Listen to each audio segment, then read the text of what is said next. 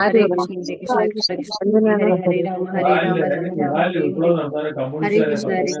Krishna, Hare Hare Rama, Hare Rama, Rama Rama, Hare Hare.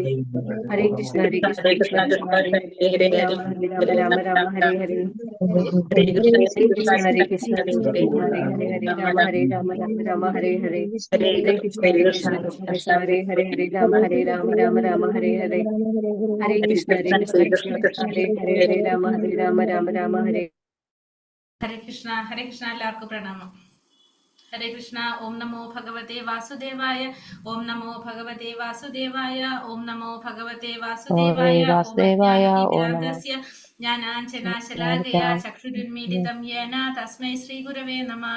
നമോ വിഷ്ണുപാദായ കൃഷ്ണപ്രേഷ്ഠായ ഭൂതലേ ശ്രീമതേ ഭക്തിവേദാന്ത സ്വാമിനിധി നാമിനേ. നമസ്തേ സാരസ്വതേ ദേവേ ഗൗരവാണി പ്രചാരിണേ നിർവിശേഷ ശൂന്യവാദി പാശ്ചാത്യ ദേശതാരിണേ. ജയ ശ്രീ കൃഷ്ണ ചൈതന്യ പ്രഭു നിത്യാനന്ദ ശ്രീ അദ്വൈത ഗദാധര ശ്രീവാസാദി ഗൗരഭക്തവൃന്ദ. ഹരേ കൃഷ്ണ കൃഷ്ണ കൃഷ്ണ ഹരേ ഹരേ. ഹരേ രാമ രാമ രാമ ഹരേ ഹരേ. ഹരേ Krishna. Shri Radha Govinda temple ISKCON മാംഗ്ലൂരിന്റെ ഉപദേശാമൃതം ക്ലാസ്സിലേക്ക് എല്ലാവർക്കും സ്വാഗതം. ഹരേ കൃഷ്ണ. എല്ലാവർക്കും പ്രണാമം. ഹരേ കൃഷ്ണ. ക്ലാസ്സിൽ കയറുമ്പോൾ നാമം ജപിക്കാൻ എന്താ പറയണെന്ന് അറിയോ? ചിലർക്കൊന്നും നാമം ജപിക്കാൻ പറ്റുണ്ടാവില്ല. അപ്പൊ നമ്മളൊരു സത്സംഗമാണ്. അപ്പൊ അതിൽ കയറുമ്പോൾ നമ്മൾ നാമം ജപിക്കുമ്പോ അവർക്കും കൂടി അതിന്റെ ബെനിഫിറ്റ് കിട്ടില്ല. ചൊല്ലുന്ന വ്യക്തിക്ക് മാത്രമല്ല കേൾക്കുന്നവർക്കും അതിന്റെ ബെനിഫിറ്റ് കിട്ടുന്നല്ലേ പറയാം നമ്മള്. ക്ഷമിക്കണം, എന്താന്ന് പറയട്ടെ, ഇത് പറയുമായിരുന്നു നാളെ മുതൽ 7 മണിക്ക് കയറുമ്പോ തന്നെ. ഇനി ഒരു ആരും കണ്ടില്ല എന്ന് വെക്കണ ചൊല്ലി തുടങ്ങി. 7:30 കയറിയപ്പോ ആരും ഇല്ലാണ്ട് ഞാൻ തന്നെ ലൈവാക്കി വെച്ചോണ്ടിരുന്നിട്ട് കേട്ടകാലം വരെ. അപ്പൊ അത് പറഞ്ഞോണ്ടിരിക്കുവായിരുന്നു ഞങ്ങള്. അതുകൊണ്ട് പറയുന്നതാണ്. കാരണം നിങ്ങൾ വിഷമം തോന്നരുത് കേട്ടോ. അതുകൊണ്ട് പറഞ്ഞത് ക്ലിയർ ആക്കി തന്നതാണ്. കാരണം നമ്മൾ ചൊല്ലുന്ന ആ ഒരു നാമം കൊണ്ട് വേറൊരാൾക്ക് ഒരു പ്രയോജനം ഉണ്ടാവുകയാണെങ്കിൽ അത് ഏറ്റവും വലിയൊരു കാര്യമല്ല. നമുക്കറിയാലോ. അല്ല, ഹരേ കൃഷ്ണ മാതാജി. പ്രണാം മാതാജി. ഹരേ കൃഷ്ണ. അപ്പോ നമ്മള് ഇന്നലെ ഞാന് ഒരു ട്രിപ്പിലാണുള്ളത്. എനിക്ക് എല്ലാ ദിവസവും ക്ലാസ്സിൽ കയറാൻ പറ്റില്ല. പറ്റുമ്പോഴൊക്കെ കയറാം. ഹരേഷ്ണ മാതാജി. കയറിയ മാതാജിക്ക് ഉപദേശം കിട്ടും, കയറിയില്ലെങ്കിൽ മാതാജിക്ക് ഉപദേശം കിട്ടില്ല, അല്ലേ? അത്രേ ഉള്ളു കാര്യം. ഹരേ കൃഷ്ണ. അപ്പൊ നമ്മൾ ഇന്നലെ ഉപദേശാമൃതത്തില് എന്ത് കണ്ടു? ഇൻട്രൊഡക്ഷൻ കണ്ടു നമ്മൾ, അല്ലെ? ഇന്ന് തൊട്ട് ഉപദേശം അങ്ങോട്ട് തുടങ്ങാണ് നമ്മള്. ഓരോ ദിവസം 6 ഉപദേശം വെച്ച് അങ്ങോട്ട് തരും. അപ്പൊ നമ്മൾ അതിൽ എത്ര എണ്ണം നമുക്ക് ചെയ്യാൻ പറ്റും, എത്ര എണ്ണം ചെയ്യാൻ പറ്റില്ല എന്ന് നമുക്ക് ഇവിടെ തന്നെ തീരുമാനാക്കിയിട്ട് പോകാം ഡെയിലി. അപ്പോ ഇന്നലെ നമ്മൾ എന്താ പറഞ്ഞത്? ഉപദേശാമൃതം ആരാണ് രചിച്ചത്? രൂപഗോസ്വാമി. പിന്നെ 6 ഗോസ്വാമിമാരെ കുറിച്ച് പറഞ്ഞു. ആരൊക്കെയാണത്?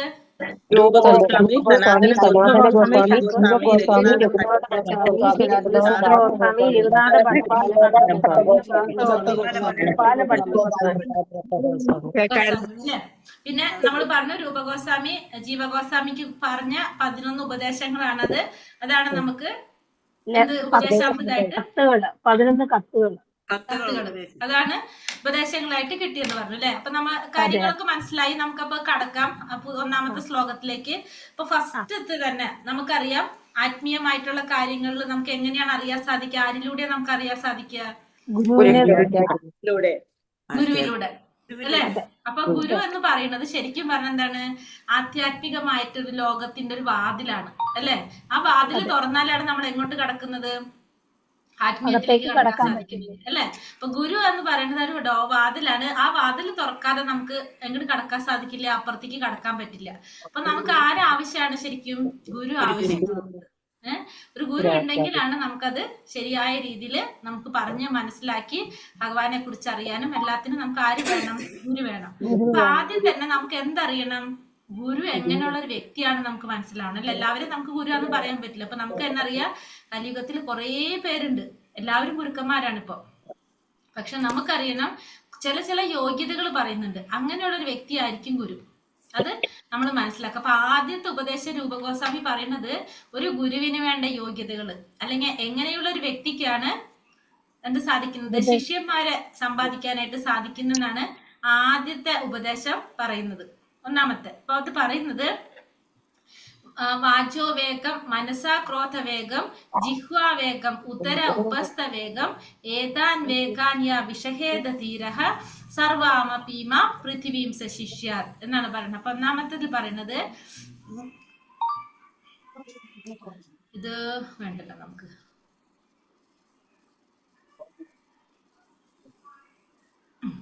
ഹരേ കൃഷ്ണ. അപ്പൊ ഫസ്റ്റ് പറയണതാണ് വാചോവേഗം മനസ ക്രോധവേഗം ജിഹ്വ വേഗം ഉത്തര ഉപസ്ഥവേഗം ഏതാൻ വേഗാൻ യോ വിഷഹേത ധീരഃ സർവാമപീമ പൃഥിവീം സശിഷ്യാത്. അതായത് എന്താ പറയണത്? വാചോവേഗം. വാചോവേഗം എന്ന് വെച്ചാൽ ഫസ്റ്റ് എന്താണ് നമ്മൾ നിയന്ത്രിക്കേണ്ടത്? സംസാരിക്കാനുള്ള ത്വര. വാചോവേഗം എന്ന് വെച്ചാല് വാക്ക്, സംസാരിക്കാനുള്ള ത്വര. രണ്ടാമത്തത് പറയുന്നത് മനസ്സ് ക്രോധവേഗം, മനസ്സിന്റെ ത്വര, നമ്മുടെ മനസ്സിന്റെ ത്വര നിയന്ത്രിക്കുക. ക്രോധവേഗം, കോപത്തിന്റെ ത്വരയെ നിയന്ത്രിക്കുക. അപ്പൊ 3 കാര്യങ്ങൾ ഫസ്റ്റത്തെ ലൈനിൽ പറഞ്ഞു. വാക്ക്, മനസ്സ്, ക്രോധം. ഈ 3 കാര്യങ്ങളെ നിയന്ത്രിക്കണം നമ്മൾ. വാക്കിന്റെ ത്വരയെ നിയന്ത്രിക്കണം, മനസ്സിന്റെ ത്വരയെ നിയന്ത്രിക്കണം, ക്രോധത്തിന്റെ ത്വരയെ നിയന്ത്രിക്കണം. ഒരു ഗുരു എങ്ങനെയായിരിക്കണം? വാക്കിന്റെ ത്വര, സംസാരിക്കാനുള്ള വാസന. അതായത് ആരെ കുറിച്ച് മാത്രം സംസാരിക്കുക? ഭഗവാനെ കുറിച്ച് മാത്രം സംസാരിക്കുക, അല്ലാത്ത ഭൗതികമായ വിഷയങ്ങളെ കുറിച്ച് സംസാരിക്കേണ്ട ആവശ്യമില്ല. മനസ്സിന്റെ ത്വരയെ നിയന്ത്രിക്കുക. നമ്മുടെ മനസ്സിനെ നിയന്ത്രിക്കാൻ സാധിക്കണം. ക്രോധത്തിന്റെ ത്വരയെ നമുക്ക് എന്ത് നിയന്ത്രിക്കാൻ സാധിക്കണം? കോപം, ദേഷ്യം നിയന്ത്രിക്കാനായിട്ട് സാധിക്കണം. നമുക്ക് ഒരാളോടും ദേഷ്യം, നമ്മൾ എത്ര എതിര് നിൽക്കുന്ന ഒരാള് എത്ര നമ്മളെ പ്രകോപിച്ചാലും നമ്മൾ എങ്ങനെ ചെയ്തിരിക്കണം? സംയമനം പാലിക്കണം. നമുക്ക് ക്രോധം ഉണ്ടാവേണ്ട ആവശ്യമില്ല. ആർക്കാണ്? ഒരു ഗുരു അങ്ങനെ ആയിരിക്കണം എന്ന് പറയുന്നത്. വാക്കിന്റെ ത്വരയെ നിയന്ത്രിക്കണം, മനസ്സിന്റെ ത്വരയെ നിയന്ത്രിക്കണം, ക്രോധത്തിന്റെ ത്വരയെ നിയന്ത്രിക്കണം. രണ്ടാമത്തെ വരിയിൽ എന്താ പറയണത്? ജിഹ്വാവേഗം. ജിഹ്വ എന്ന് വെച്ചാല് നാവിന്റെ ത്വരയെ നിയന്ത്രിക്കണം. നാവിന്റെ ത്വരയെന്ന് വെച്ചാൽ ഏതാണ്? ഭക്ഷണം, അല്ലെ? ഭക്ഷണത്തിനെ നിയന്ത്രിക്കണം. ഉദരം എന്ന് വെച്ചാല് വയറിന്റെ ത്വരയെ നിയന്ത്രിക്കുക. ഉപസ്ഥം എന്ന് വെച്ചാല് ജനനേന്ദ്രിയത്തിന്റെ ത്വരകളെ നിയന്ത്രിക്കുക. അപ്പൊ 6 കാര്യങ്ങളുടെ ത്വരയെ നിയന്ത്രിക്കുന്ന വ്യക്തിയാണ് ആര്? ഗുരു. ഏതാൻ വേഗാൻ യോ വിഷഹേത ധീരഃ. ഈ ത്വരകളെല്ലാം നിയന്ത്രിക്കാനായിട്ട് ഏതാൻ വേഗാൻ, ഈ ത്വരകളെല്ലാം യാതൊരുവനാണോ വിഷഹേത സഹിക്കാൻ സാധിക്കുന്നത് അല്ലെങ്കിൽ നിയന്ത്രിക്കാൻ സാധിക്കുന്നത്, സ ധീരഃ, അവൻ ആരാണ്? ധീരനാണ്. ആ വ്യക്തിക്ക് സർവാമപീമ പൃഥിവീം സശിഷ്യ, ആ വ്യക്തിക്ക് എന്ത് സാധിക്കും? ഈ ഭൂമിയെ മുഴുവൻ ശിഷ്യപ്പെടുത്താനുള്ള കഴിവുള്ളവനായിരിക്കും. അപ്പൊ എന്തൊക്കെ പറഞ്ഞത്? വാക്കിന്റെ ത്വര, മനസ്സിന്റെ ത്വര, ക്രോധത്തിന്റെ ത്വര, ജിഹ്വയുടെ നാവിന്റെ ത്വര, ഉദരത്തിന്റെ ത്വര, ഉപസ്ഥത്തിന്റെ ത്വര. ഉപസ്ഥം എന്ന് പറഞ്ഞാല് ജനനേന്ദ്രിയം, ജിഹ്വ എന്ന് വെച്ചാൽ നാവ്, ഉദരം എന്ന് വെച്ചാൽ വയറ്. ഈ 6 കാര്യങ്ങളെ നിയന്ത്രിക്കാൻ സാധിക്കുന്നവൻ ആരാണ്? ധീരനാണ്. ആ വ്യക്തി ആരാണ്? ധീരനാണ്. ആ വ്യക്തിക്ക് സർവാമപീമ പൃഥിവീം സശിഷ്യാത്, ഈ ഭൂമിയെ മുഴുവൻ ശിഷ്യപ്പെടുത്താനായിട്ട് യോഗ്യതയുള്ളവനായിരിക്കും. അപ്പൊ ഒരു ഗുരുവിന് വേണ്ട യോഗ്യതകളാണ് നമ്മൾ ഈ കാണുന്നത്. എന്തൊക്കെയാ പറഞ്ഞത്? അപ്പൊ വാചോവേഗം, മനസാ ക്രോധവേഗം, ജിഹ്വാവേഗം, ഉദര ഉപസ്ഥവേഗം, ഏതാൻ വേഗാൻ യാ വിഷഹേത ധീരഃ സർവാമപീമ പൃഥിവീം സശിഷ്യാത്. അപ്പൊ വാക്കിന്റെ ത്വര, മനസ്സിന്റെ ത്വര, ക്രോധത്തിന്റെ ത്വര, പിന്നെ ജിഹ്വയുടെ, ഉദരത്തിന്റെ, ഉപസ്ഥയുടെ, ഈ 6 കാര്യങ്ങളുടെ ത്വരയെ നിയന്ത്രിക്കുന്നവൻ ധീരനാണ്. ആ വ്യക്തിക്ക് ഭൂമിയെ മുഴുവൻ ശിഷ്യപ്പെടുത്താനുള്ള യോഗ്യത ഉണ്ടായിരിക്കും. മനസ്സിലായോ? ഹരേ കൃഷ്ണ. മനസ്സിലായി.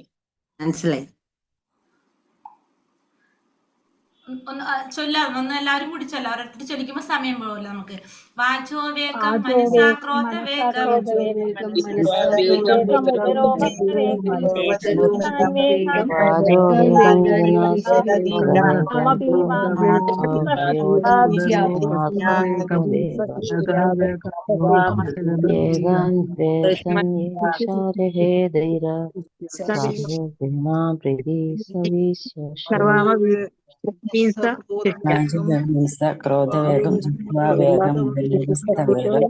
ഏതാൻ വേഗാൻ യോ വിഷഹേത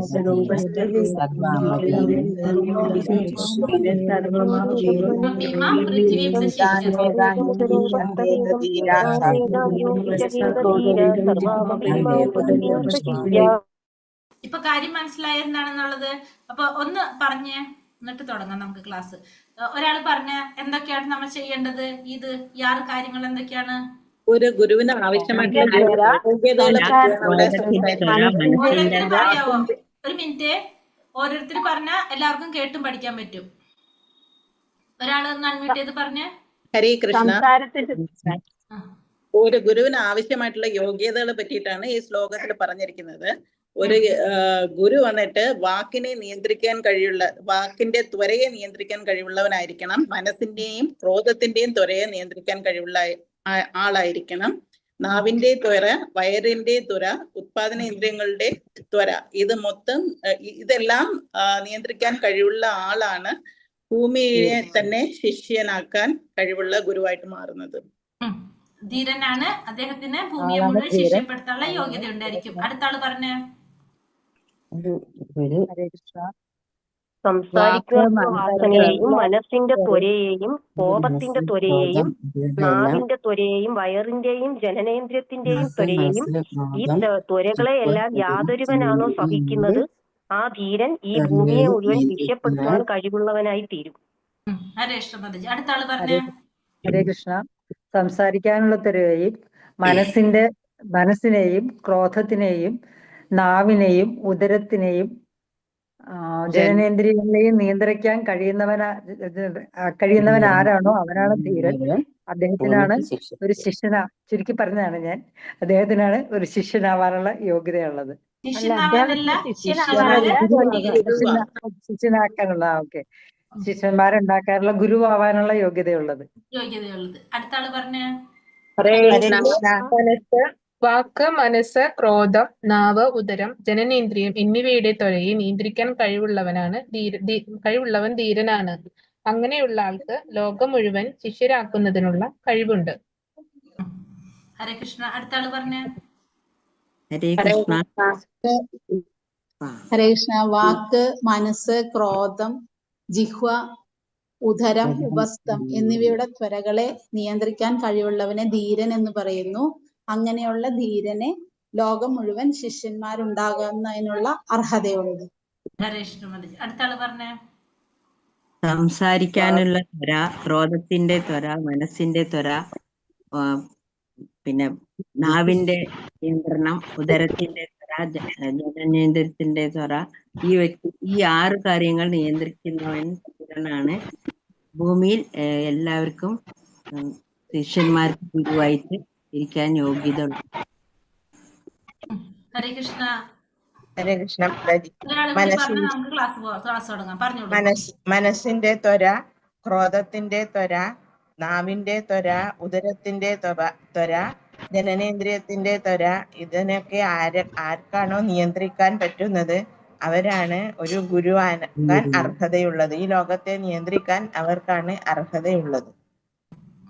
ഹരേ കൃഷ്ണ. അപ്പൊ നമ്മള് ഉപദേശാമൃതത്തിൽ ഫസ്റ്റത്തെ ഉപദേശം വാചോ വേഗം, മനസാ ക്രോധ വേഗം, ജിഹ്വാ വേഗം, ഉദര ഉപസ്ഥ വേഗം, ഏതാൻ വേഗാൻ യോ വിഷഹേത തീരഃ സർവാമപീമ പൃഥിവീം സശിഷ്യത്. അപ്പൊ സംസാരിക്കാനുള്ള ത്വര, അതേപോലെ തന്നെ സംസാരിക്കാനുള്ള ത്വര, പിന്നെന്താണ് പറഞ്ഞത്, മനസ്സിന്റെ ത്വര, ക്രോധത്തിന്റെ ത്വര, ജിഹ്വയുടെ ത്വര, ഉദരം ഉപസ്ഥം, ഇതിന്റെ ഒക്കെ ത്വരയെ നിയന്ത്രിക്കാൻ സാധിക്കുന്നവൻ ധീരനാണ്.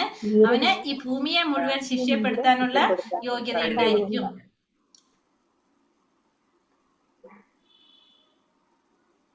ഗ്രൂപ്പിലിട്ടിട്ടുണ്ടല്ലോ മാതാജി അതിന്റെ അർത്ഥവും ആ ശ്ലോകവും. ഏത് ഗ്രൂപ്പിലിട്ടിട്ടുണ്ടല്ലോ ഇതിന്റെ ഈ ശ്ലോകവും അതിന്റെ അർത്ഥവും ഇട്ടിട്ടുണ്ടല്ലോ, ഞാൻ കണ്ട തോന്നിന്ന് ഇട്ടിട്ടുണ്ട്.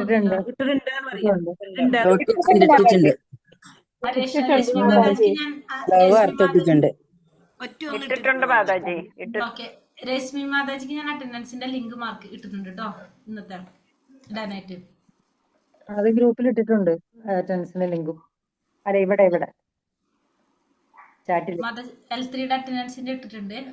ഇട്ടിട്ടുണ്ട് മാതാജി, ഞാൻ ഷെയർ ചെയ്തിട്ടുണ്ട്. അതെ, കിട്ടിയോ L3യുടെ? ഓക്കെ.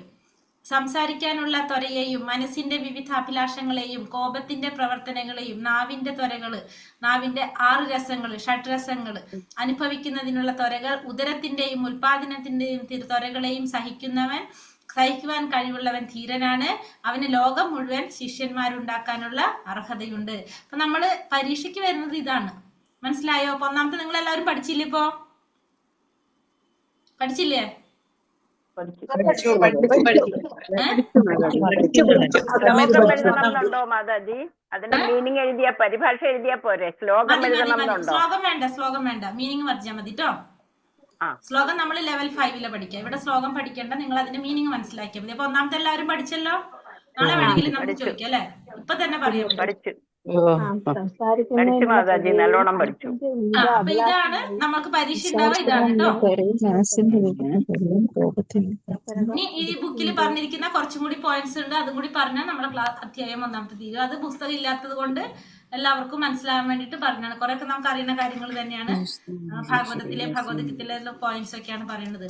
ശ്രീമദ് ഭാഗവതത്തിലെ 6, 1, 9, 10 ശ്ലോകങ്ങളിൽ പരീക്ഷിത് മഹാരാജാവ് ശുകദേവ് ഗോസ്വാമിയോട് ചോദിക്കുന്നു, ഇന്ദ്രിയങ്ങളെ നിയന്ത്രിക്കാൻ കഴിയുകയില്ലെങ്കിൽ എന്തിനാണ് പിന്നെ പ്രായശ്ചിത്തം ചെയ്യുന്നതെന്ന്. ഇപ്പൊ ശ്രീമദ് ഭാഗവതം 6-ാമത്തെ സ്കന്ധം 1-ാമത്തെ അധ്യായം 9, 10 ശ്ലോകത്തില് പരീക്ഷിത് മഹാരാജാവ് ശുകദേവ ഗോസ്വാമിയോട് ചോദിക്കുന്നതാണ്, ഇന്ദ്രിയങ്ങളെ നിയന്ത്രിക്കാൻ കഴിയുന്നില്ലെങ്കിൽ പിന്നെ എന്തിനാണ് പ്രായശ്ചിത്തം ചെയ്യുന്നത്.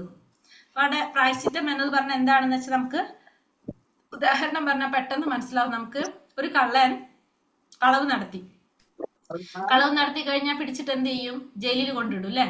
ജയിലിൽ കൊണ്ടിട്ടു, ശിക്ഷ അനുഭവിച്ച് പുറത്തിറങ്ങി കഴിഞ്ഞാൽ കള്ളൻ വീണ്ടും എന്ത് ചെയ്യും? വീണ്ടും ആ കള്ളൻ എന്ത് ചെയ്യും? ചെയ്യും അല്ലെ? പിന്നെ മോഷണം തന്നെ കള്ളൻ ചെയ്യും. അപ്പൊ ആ ശിക്ഷ അനുഭവിച്ചിട്ട് വല്ല കാര്യമുണ്ടോ അവിടെ? ഇല്ല. അത് തന്നെയാണ് പറയണത്, ചോദിക്കുന്നത്. പരീക്ഷിത് മഹാരാജ ചോദിക്കുന്നതാണ്, ഇന്ദ്രിയങ്ങളെ നിയന്ത്രിക്കാൻ കഴിയുന്നില്ലെങ്കിൽ പിന്നെ എന്തിനാണ് ഈ പ്രായശ്ചിത്തം ചെയ്യുന്നതെന്ന്. അപ്പൊ അങ്ങനെ ചെയ്യുന്നത് കൊണ്ട് കാര്യമില്ലല്ലോ എന്നാണ് ഇവിടെ പരീക്ഷിത് മഹാരാജാവ് ശുകദേവ ഗോസ്വാമിയോട് ചോദിക്കുന്നത്. നമുക്ക് എന്താ വേണ്ടത്? ഇന്ദ്രിയങ്ങളെ നിയന്ത്രിക്കുക എന്നുള്ളത്. കാരണം പ്രായശ്ചിത്തത്തെ പരീക്ഷിത് മഹാരാജാവ് ഗജസ്നാനത്തോട് താരതമ്യപ്പെടുത്തുന്നു. ആനയുടെ കുളിയോടാണ് പ്രായശ്ചിത്തത്തെ പരീക്ഷിത് മഹാരാജാവ് താരതമ്യപ്പെടുത്തുന്നത്. ആന പുഴയിൽ വളരെ വെടിപ്പായി കുളിക്കും, കരയിലേക്ക് കയറേണ്ട താമസം അത് മണ്ണ് വാരി ശരീരത്തിലിടുകയും ചെയ്യും. അപ്പൊ അതേപോലെയാണ് കളവ് നടത്തി ശിക്ഷ അനുഭവിക്കുമ്പോൾ വിചാരിക്കും ഞാൻ ഇനി ഒന്നും ചെയ്യില്ല, ഭയങ്കര നന്നായിട്ട് ജീവിക്കും എന്നൊക്കെ വിചാരിക്കും. അത് കഴിഞ്ഞ് പുറത്തിറങ്ങുമ്പോൾ വീണ്ടും എന്ത് തന്നെ ചെയ്യും? അത് തന്നെ ചെയ്യും. അതേപോലെ തന്നെ ആന പുഴയിൽ ഇറങ്ങിയിട്ട് നന്നായിട്ട് കുളിച്ചു വൃത്തിയായി കരയിൽ കയറിയിട്ട് ആദ്യം തന്നെ എന്താ ചെയ്യത്? മണ്ണ് വാരി ശരീരത്തിൽ. അതേപോലെയാണ് ഈ പ്രായശ്ചിത്തം എന്ന് പറയുന്നത് എന്നാണ് പരീക്ഷിത് മഹാരാജാവ് പറയുന്നത്. അപ്പൊ പരീക്ഷിത് മഹാരാജാവിന്റെ ഈ ചോദ്യത്തിന് ആധ്യാത്മിക ഗുരുവായിട്ടുള്ള ശുകദേവ ഗോസ്വാമി എന്താണ് ഉത്തരം നൽകുന്നത്? ഒരു പാപകർമ്മത്തിനു തക്കതായ പരിഹാരം ഒരു ശുഭകർമ്മമല്ല. നിദ്രാണമായ കൃഷ്ണാവബോധം ജാഗരൂകമാക്കുക എന്നതാണ് ശരിയായ പ്രായശ്ചിത്തം. ശരിയായ അറിവിലേക്ക് കടന്നു വരിക എന്നതാണ് യഥാർത്ഥമായ പ്രായശ്ചിത്തം. അപ്പോൾ എന്താ ചെയ്യേണ്ടതെന്ന് പറയാണ്? കൃഷ്ണാവബോധം ജാഗരൂകമാക്കുക. കൃഷ്ണാവബോധം ജാഗരൂകമാക്കാന്ന് വെച്ചാൽ എന്താണ്? ഇന്ദ്രിയങ്ങളെ മുഴുവൻ നിയന്ത്രിക്കാൻ നമുക്ക് സാധിക്കും അല്ലെ? അപ്പോ അത് ശരിയായ പ്രായശ്ചിത്തം എന്ന് പറയുന്നത് എന്താണ്? കൃഷ്ണാവബോധത്തിലേക്ക് വരിക എന്നുള്ളതാണ്. അപ്പോ നമ്മൾ ഈ പറഞ്ഞ പോലെ തന്നെ ഇന്ദ്രിയങ്ങളെ നിയന്ത്രിക്കാൻ സാധിക്കുമ്പോ പിന്നെ എന്ത് ചെയ്യില്ല? നമ്മൾ ഈ പറഞ്ഞ പോലെ മോഷണം അല്ലെങ്കിൽ കളവ് ചെയ്യില്ല. അപ്പൊ നമ്മൾ എന്താ ചെയ്യേണ്ടത്? കൃഷ്ണാവബോധം ജാഗരൂകമാക്കുക. കൃഷ്ണാവബോധത്തിലേക്ക് കടക്കാന്നുള്ളതാണ് ഈ കർമ്മത്തിന്റെ പരിഹാരം നമുക്ക് സാധിക്കുന്നത്. ശരിയായ അറിവിലേക്ക് കടന്നു വരിക എന്നതാണ് യഥാർത്ഥമായ പ്രായശ്ചിത്തം. തന്റെ ജ്ഞാനം പുനരുദ്ധീകരിക്കുന്നതിന് ചില തത്വങ്ങൾ അനുസരിച്ച് മനുഷ്യൻ പരിശീലനം നേടേണ്ടതാണ്. അപ്പൊ നമ്മുടെ ജ്ഞാനം പുനരുദ്ധീകരിക്കുന്നതിന് വേണ്ടിയിട്ട് ചില തത്വങ്ങളുണ്ട്. ആ തത്വങ്ങൾ അനുസരിച്ച് നമ്മൾ പരിശീലനം നേടേണ്ടത് അത്യാവശ്യമാണ്. അപ്പോൾ ഇവിടെ ശുകദേവ ഗോസ്വാമിയോട് ചോദിക്കുന്ന ചോദ്യത്തിന് അദ്ദേഹം പറഞ്ഞു കൊടുക്കുന്നത് ശരിയായ പ്രായശ്ചിത്തം എന്ന് പറയുന്നത് എന്താണ്? നമ്മൾ ഈ പറഞ്ഞ പോലെ വേറൊരു ശുഭകർമ്മം ചെയ്യലല്ല ചെയ്യേണ്ടത്. എന്താണ് ചെയ്യേണ്ടത്? കൃഷ്ണാവബോധം ജാഗരൂകമാക്കുക എന്നുള്ളതാണ് ചെയ്യേണ്ടത് എന്ന് പറഞ്ഞു കൊടുക്കാണ്. ഹരേ കൃഷ്ണ മഹാമന്ത്രം കാര്യമായി ജപിക്കുകയും സർവ്വപാപങ്ങളെയും നശിപ്പിക്കുമെന്ന് വിചാരിച്ച് അവിഹിതങ്ങളായ വളരെ സംഗതികൾ പ്രവർത്തിക്കുകയും ചെയ്യുന്ന സാധകന്മാർ എത്രയോ ഉണ്ട്. അപ്പൊ നമുക്കറിയാം ഹരേ കൃഷ്ണ മഹാമന്ത്രത്തിന്റെ ശക്തി അല്ലെ? അത് നമ്മുടെ പാപങ്ങളെ മുഴുവൻ എരിച്ചു കളയാനായിട്ട് ഇല്ലാതാക്കാനായിട്ട് എന്തുകൊണ്ട് സാധിക്കും? ഭഗവാന്റെ നാമജപം കൊണ്ട്, നാമം കൊണ്ട് സാധിക്കും. ഭഗവാനും ഭഗവാന്റെ നാമവും തമ്മിൽ യാതൊരു വ്യത്യാസവും ഇല്ല. അതുകൊണ്ട് ഹരേ കൃഷ്ണ മഹാമന്ത്രം ജപിക്കുമ്പോ നമ്മുടെ പാപങ്ങളെല്ലാം ഇല്ലാതാകും. അപ്പൊ ഇത് മനസ്സിലാക്കിക്കൊണ്ട് നമ്മൾ ഒരു സൈഡിൽ എന്ത് ചെയ്യും? നാമവും ജപിക്കും, ഇപ്പുറത്തെ സൈഡിൽ പാപങ്ങളും ചെയ്യും. അപ്പൊ എന്താണ്? കാരണം ഈ പാപം ചെയ്യുക, ഇപ്പുറത്ത് നാമം ജപിക്കുന്നവരുണ്ട്, അത് ബാലൻസ് ചെയ്ത് പോകും. അങ്ങനെ വിചാരിച്ചിട്ട് വളരെ സംഗതികൾ പ്രവർത്തിക്കുക, അവിഹിതങ്ങളായിട്ടുള്ള സംഗതികൾ പ്രവർത്തിക്കുകയും ചെയ്യുന്ന സാധകന്മാർ എത്രയോ ഉണ്ട്. അപ്പൊ അങ്ങനെ ചിന്തിച്ച് ചെയ്യുന്നവരും ഉണ്ട്, നാമം ജപിക്കുന്നത് അങ്ങനെ വിചാരിച്ച് നാമം ജപിക്കുന്നവരുണ്ട് എന്ന് പറയാണ്. അപ്പൊ എന്താണ് അവരെന്താ പറയുന്നത്? നാംനോ ബലാദ്യം ഹി പാപബുദ്ധി, അതായത് ഹരേ കൃഷ്ണ മഹാമന്ത്ര ബലത്തിന്മേൽ ചെയ്യുന്ന പാപ പ്രവർത്തനങ്ങൾ എന്ന് പറയാം. ഹരേ കൃഷ്ണ മഹാമന്ത്രത്തിന്റെ ബലത്തിൽ ചെയ്യുന്ന പാപ പ്രവർത്തനങ്ങളാണെന്നാണ് പറയുന്നത്. അപ്പൊ ഹരേ കൃഷ്ണ മഹാമന്ത്രം ജപിക്കുമ്പോൾ സ്വാഭാവികമായിട്ടും എന്ത് സംഭവിക്കും? അതിന്റെ നമ്മള് മഹാമന്ത്രം ജപിക്കുമ്പോൾ നമുക്ക് എന്തുണ്ടാവില്ല? നമ്മൾ ചെയ്യുന്ന പാപത്തിന്റെ ഫലം ഇല്ലാതാക്കും. അപ്പൊ അത് മനസ്സിലാക്കിക്കൊണ്ട് നാമവും ജപിക്കും, പാപവും ചെയ്യും. ഒരു സൈഡിൽ നാമം ജപിക്കും, ഒരു സൈഡിൽ പാപം ചെയ്യും. അപ്പൊ എന്താണ്? അത് രണ്ടും ബാലൻസ് ചെയ്ത് പോകുമല്ലോ. അപ്പൊ അങ്ങനെ ചെയ്യുന്നതിന് നമ്മൾ എന്താ പറയുന്നത്? ഹരേ കൃഷ്ണ മഹാമന്ത്രത്തിന് ബലത്തിന്മേൽ ചെയ്യുന്ന പാപ പ്രവർത്തനങ്ങൾ എന്ന് പറയാം. ഇത് എങ്ങനെയാണെന്ന് പറയണത്? ഞായറാഴ്ച കുമ്പസാരിക്കുന്ന ക്രിസ്ത്യാനിയെ പോലെയാണെന്ന്. അതായത് ശനിയാഴ്ച അവർ ക്ഷമിക്കപ്പെടുന്ന വിശ്വാസത്തോടെ അവർ ദുഷ്ടപ്രവർത്തനങ്ങൾ പുനരാരംഭിക്കുന്നു, അടുത്ത ശനിയാഴ്ച അവയെ ക്ഷമിക്കപ്പെടുമെന്ന പ്രതീക്ഷയോടെ. അപ്പൊ നമ്മൾ എന്ത് ചെയ്തുകൊണ്ടിരിക്കും? ഒരു ഞായറാഴ്ച കുമ്പസരിക്കാനായിട്ടില്ല, കുമ്പസരിക്കും നമുക്കറിയാം. അപ്പൊ നമ്മൾ ചെയ്യുന്ന നമ്മള് ഞായറാഴ്ച കുമ്പസരിക്കുന്നു വിചാരിച്ചിട്ട് ശനിയാഴ്ച വരെ നമ്മൾ എന്ത് ചെയ്യും? തെറ്റുകളൊക്കെ ചെയ്തിട്ട് ഞായറാഴ്ച കുമ്പസരിക്കുമ്പോൾ എന്താണ്? അതൊക്കെ ക്ഷമിക്കപ്പെടുന്നതാണ് അവരുടെ വിശ്വാസം. എന്നിട്ട് വീണ്ടും ഞായറാഴ്ച കുമ്പസരിക്കും, വീണ്ടും തിങ്കളാഴ്ച തൊട്ട് ശനിയാഴ്ച വരെ വീണ്ടും ചെയ്യും.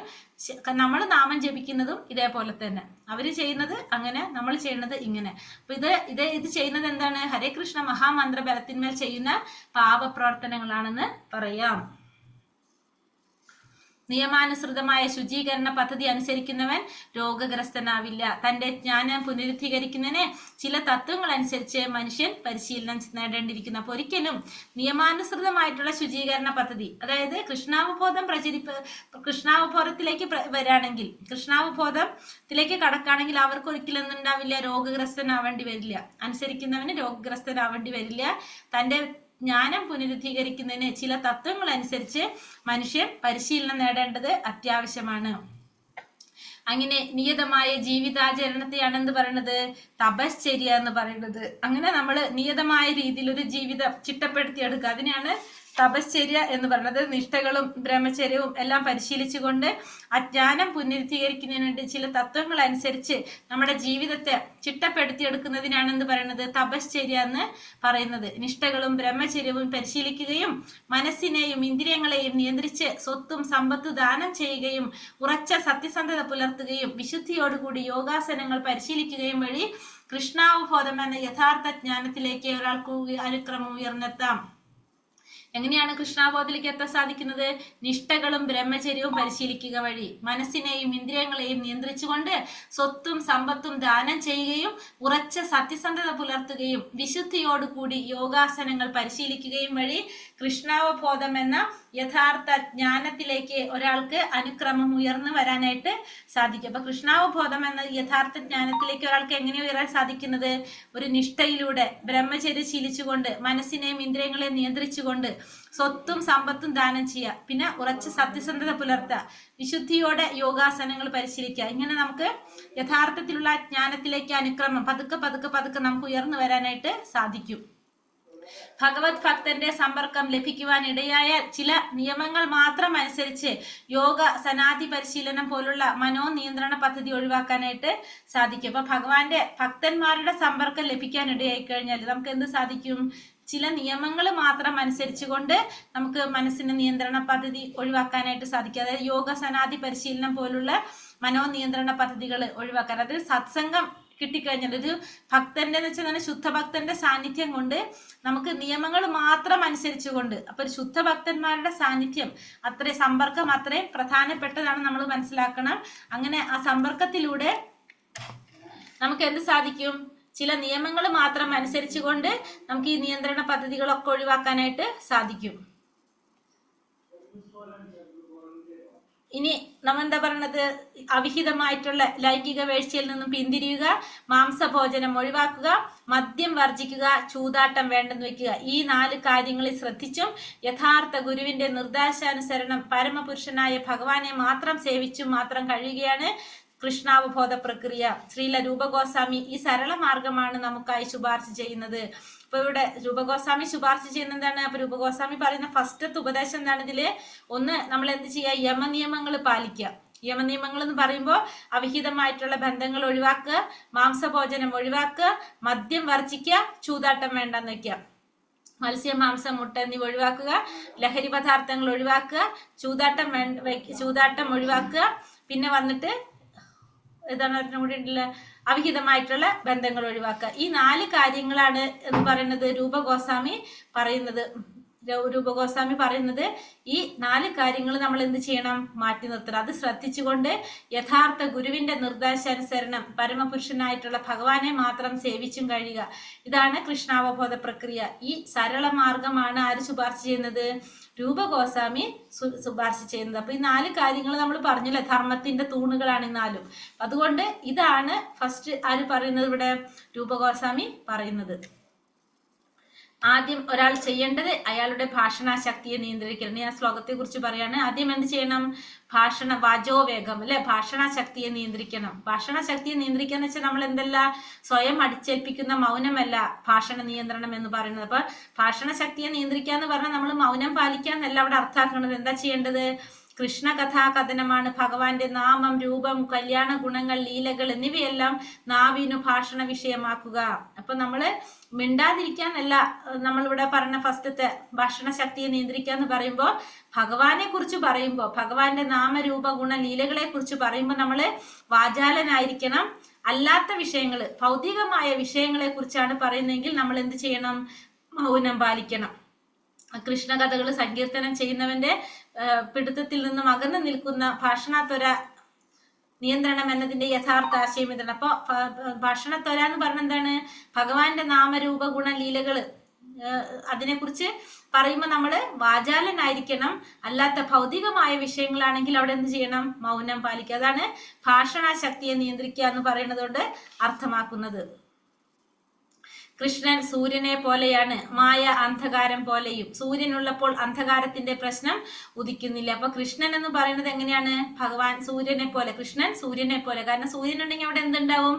പ്രകാശം ഉണ്ടാവും അല്ലെ. അപ്പൊ അന്ധകാരം എന്ന് പറഞ്ഞാൽ എപ്പോഴും നമുക്കറിയാം എന്താണ്? അജ്ഞതയാണ് അന്ധകാരം. നമ്മളെ ജ്ഞാനമാണ് പ്രകാശം. അപ്പൊ ഭഗവാൻ ഉണ്ടെങ്കിൽ അവിടെ എന്തുണ്ടാവില്ല? അവിടെ മായ ഉണ്ടാവില്ല. ഭഗവാൻ ഉള്ള സ്ഥലത്ത് മായയ്ക്ക് സ്ഥാനം ഉണ്ടാവില്ല. അതുപോലെ തന്നെ സൂര്യനുള്ള സ്ഥലത്ത് അവിടെ എന്തുണ്ടാവില്ല? അന്ധകാരം ഉണ്ടാവില്ല. അപ്പൊ കൃഷ്ണൻ സൂര്യനെ പോലെയാണ്, മായ അന്ധകാരം പോലെയും. അപ്പൊ സൂര്യൻ ഉള്ളപ്പോ അന്ധകാരത്തിന്റെ പ്രശ്നം ഉദിക്കുന്നില്ല. അതേപോലെ തന്നെ ഭഗവാൻ ഉള്ള സ്ഥലത്ത് എന്തുണ്ടാവില്ല? മായ ഉണ്ടാവില്ല.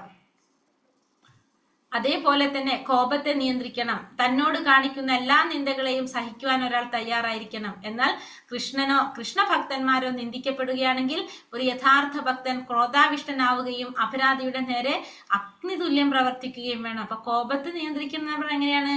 നമ്മളോട് ഒരാൾ കോപം കാണിച്ചു കഴിഞ്ഞാൽ, നിന്ദിച്ചു കഴിഞ്ഞാൽ നമ്മൾ അതിനെ സഹിക്കാൻ പഠിക്കണം. പക്ഷെ ഭഗവാനെ അല്ലെങ്കിൽ ഭഗവാന്റെ ഭക്തന്മാരെയാണ് നിന്ദിക്കുന്നതെങ്കിൽ നമ്മൾ എന്ത് ചെയ്യണം? അവിടെ കോപം കാണിച്ചിരിക്കണം. അപരാധിയുടെ നേരെ അഗ്നിതുല്യം പ്രവർത്തിക്കണം എന്നാ പറയുന്നത്. അപ്പൊ കോപത്തെ എങ്ങനെ നിയന്ത്രിക്കാൻ സാധിക്കും? നമ്മളടുത്തൊരാള് നിന്ദ കാണിച്ചു കഴിഞ്ഞാൽ നമ്മൾ അതിനെ സഹിക്കണം. നേരെ മറിച്ച് ഭഗവാന്റെ ഭക്തന്മാരെയാണ് നിന്ദിക്കുന്നതെങ്കിൽ നമ്മൾ അവിടെ ക്രോധം പ്രകടമാക്കണം. അങ്ങനെ അഗ്നിതുല്യം പ്രവർത്തിക്കണം എന്നാണ് പറയുന്നത്. അങ്ങനെയാണ് ക്രോധത്തിനെ പറയുന്നത്. ഇനി അടുത്തത് രസനയുടെ ത്വരകൾ എങ്ങനെ നിയന്ത്രിക്കണം? അതെങ്ങനെ സാധിക്കുക? പ്രസാദം മാത്രം ഭക്ഷിച്ച് അതിനെ നിയന്ത്രിക്കണം. പ്രസാദം മാത്രം കഴിക്കൂ എന്ന തത്വത്തിൽ ഉറച്ചു നിന്നാൽ ജിഹ്വ നിയന്ത്രണം സാധ്യമാകും. അപ്പൊ നമ്മൾ എന്ത് വിചാരിക്കണം? പ്രസാദം മാത്രമേ കഴിക്കുള്ളൂ എന്ന് വിചാരിക്കുക. അങ്ങനെ നമുക്ക് എന്ത് സാധിക്കും? രസനയുടെ ത്വരകളെ, നാവിന്റെ ത്വരകളെ നിയന്ത്രിക്കാനായിട്ട് നമുക്ക് സാധിക്കും. ജിഹ്വ നിയന്ത്രണം സാധ്യമാക്കാനായിട്ട് സാധിക്കും.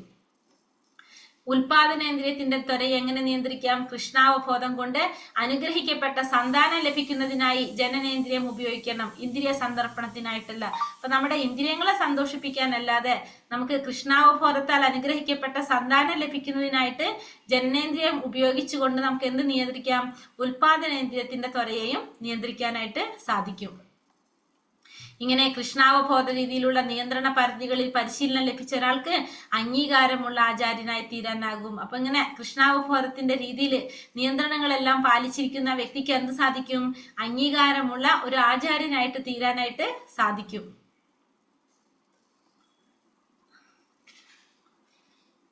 കുറച്ചും കൂടി എടുത്തോട്ടെ. ഹരേ കൃഷ്ണ. ഉപദേശാമൃതത്തിന്റെ സ്പീഡ് കൂടിപ്പോയതുകൊണ്ട് സാരില്ല, അത് കഴിഞ്ഞിട്ട് ലൈവിന്റെ ഇത് ഇട്ട് തരാം. ഭയങ്കര സ്പീഡ് ഉണ്ടോ? നോർമൽ സ്പീഡ് സ്ക്രീൻഷോട്ട് എടുത്താൽ മതി. സ്പീഡൊന്നുമില്ല മാതാജി, അതിന്റെ സ്ക്രീൻഷോട്ട് എടുത്താൽ മതി. അല്ലെ റെക്കോർഡ് ഒന്നും കൂടി കേട്ടാ മതി. ഇത് പുതിയൊരു സബ്ജക്റ്റ് അല്ലേ, ഒറ്റ പ്രാവശ്യം കേൾക്കണേ നല്ലത്, ഒന്നും കൂടി കേട്ടാൽ നിങ്ങൾക്ക് കിട്ടും. ഉപദേശാമൃതത്തിന്റെ അനുവൃത്തി എന്ന വ്യാഖ്യാനത്തിൽ ശ്രീല ഭക്തി സിദ്ധാന്ത സരസ്വതി ഠാക്കൂർ പ്രതിപാദിക്കുന്നു. ഭൗതികതയുടെ താതാത്മ്യം മൂലം 3 വിധം ത്വരകൾ ഉണ്ടാകുന്നു. ഭാഷണത്വര, മാനസിക ത്വര, ശാരീരിക ത്വര. നമ്മൾ പഠിച്ചിട്ടുണ്ടായിരുന്നു അല്ലെ, തപസ് പഠിച്ചില്ലേ?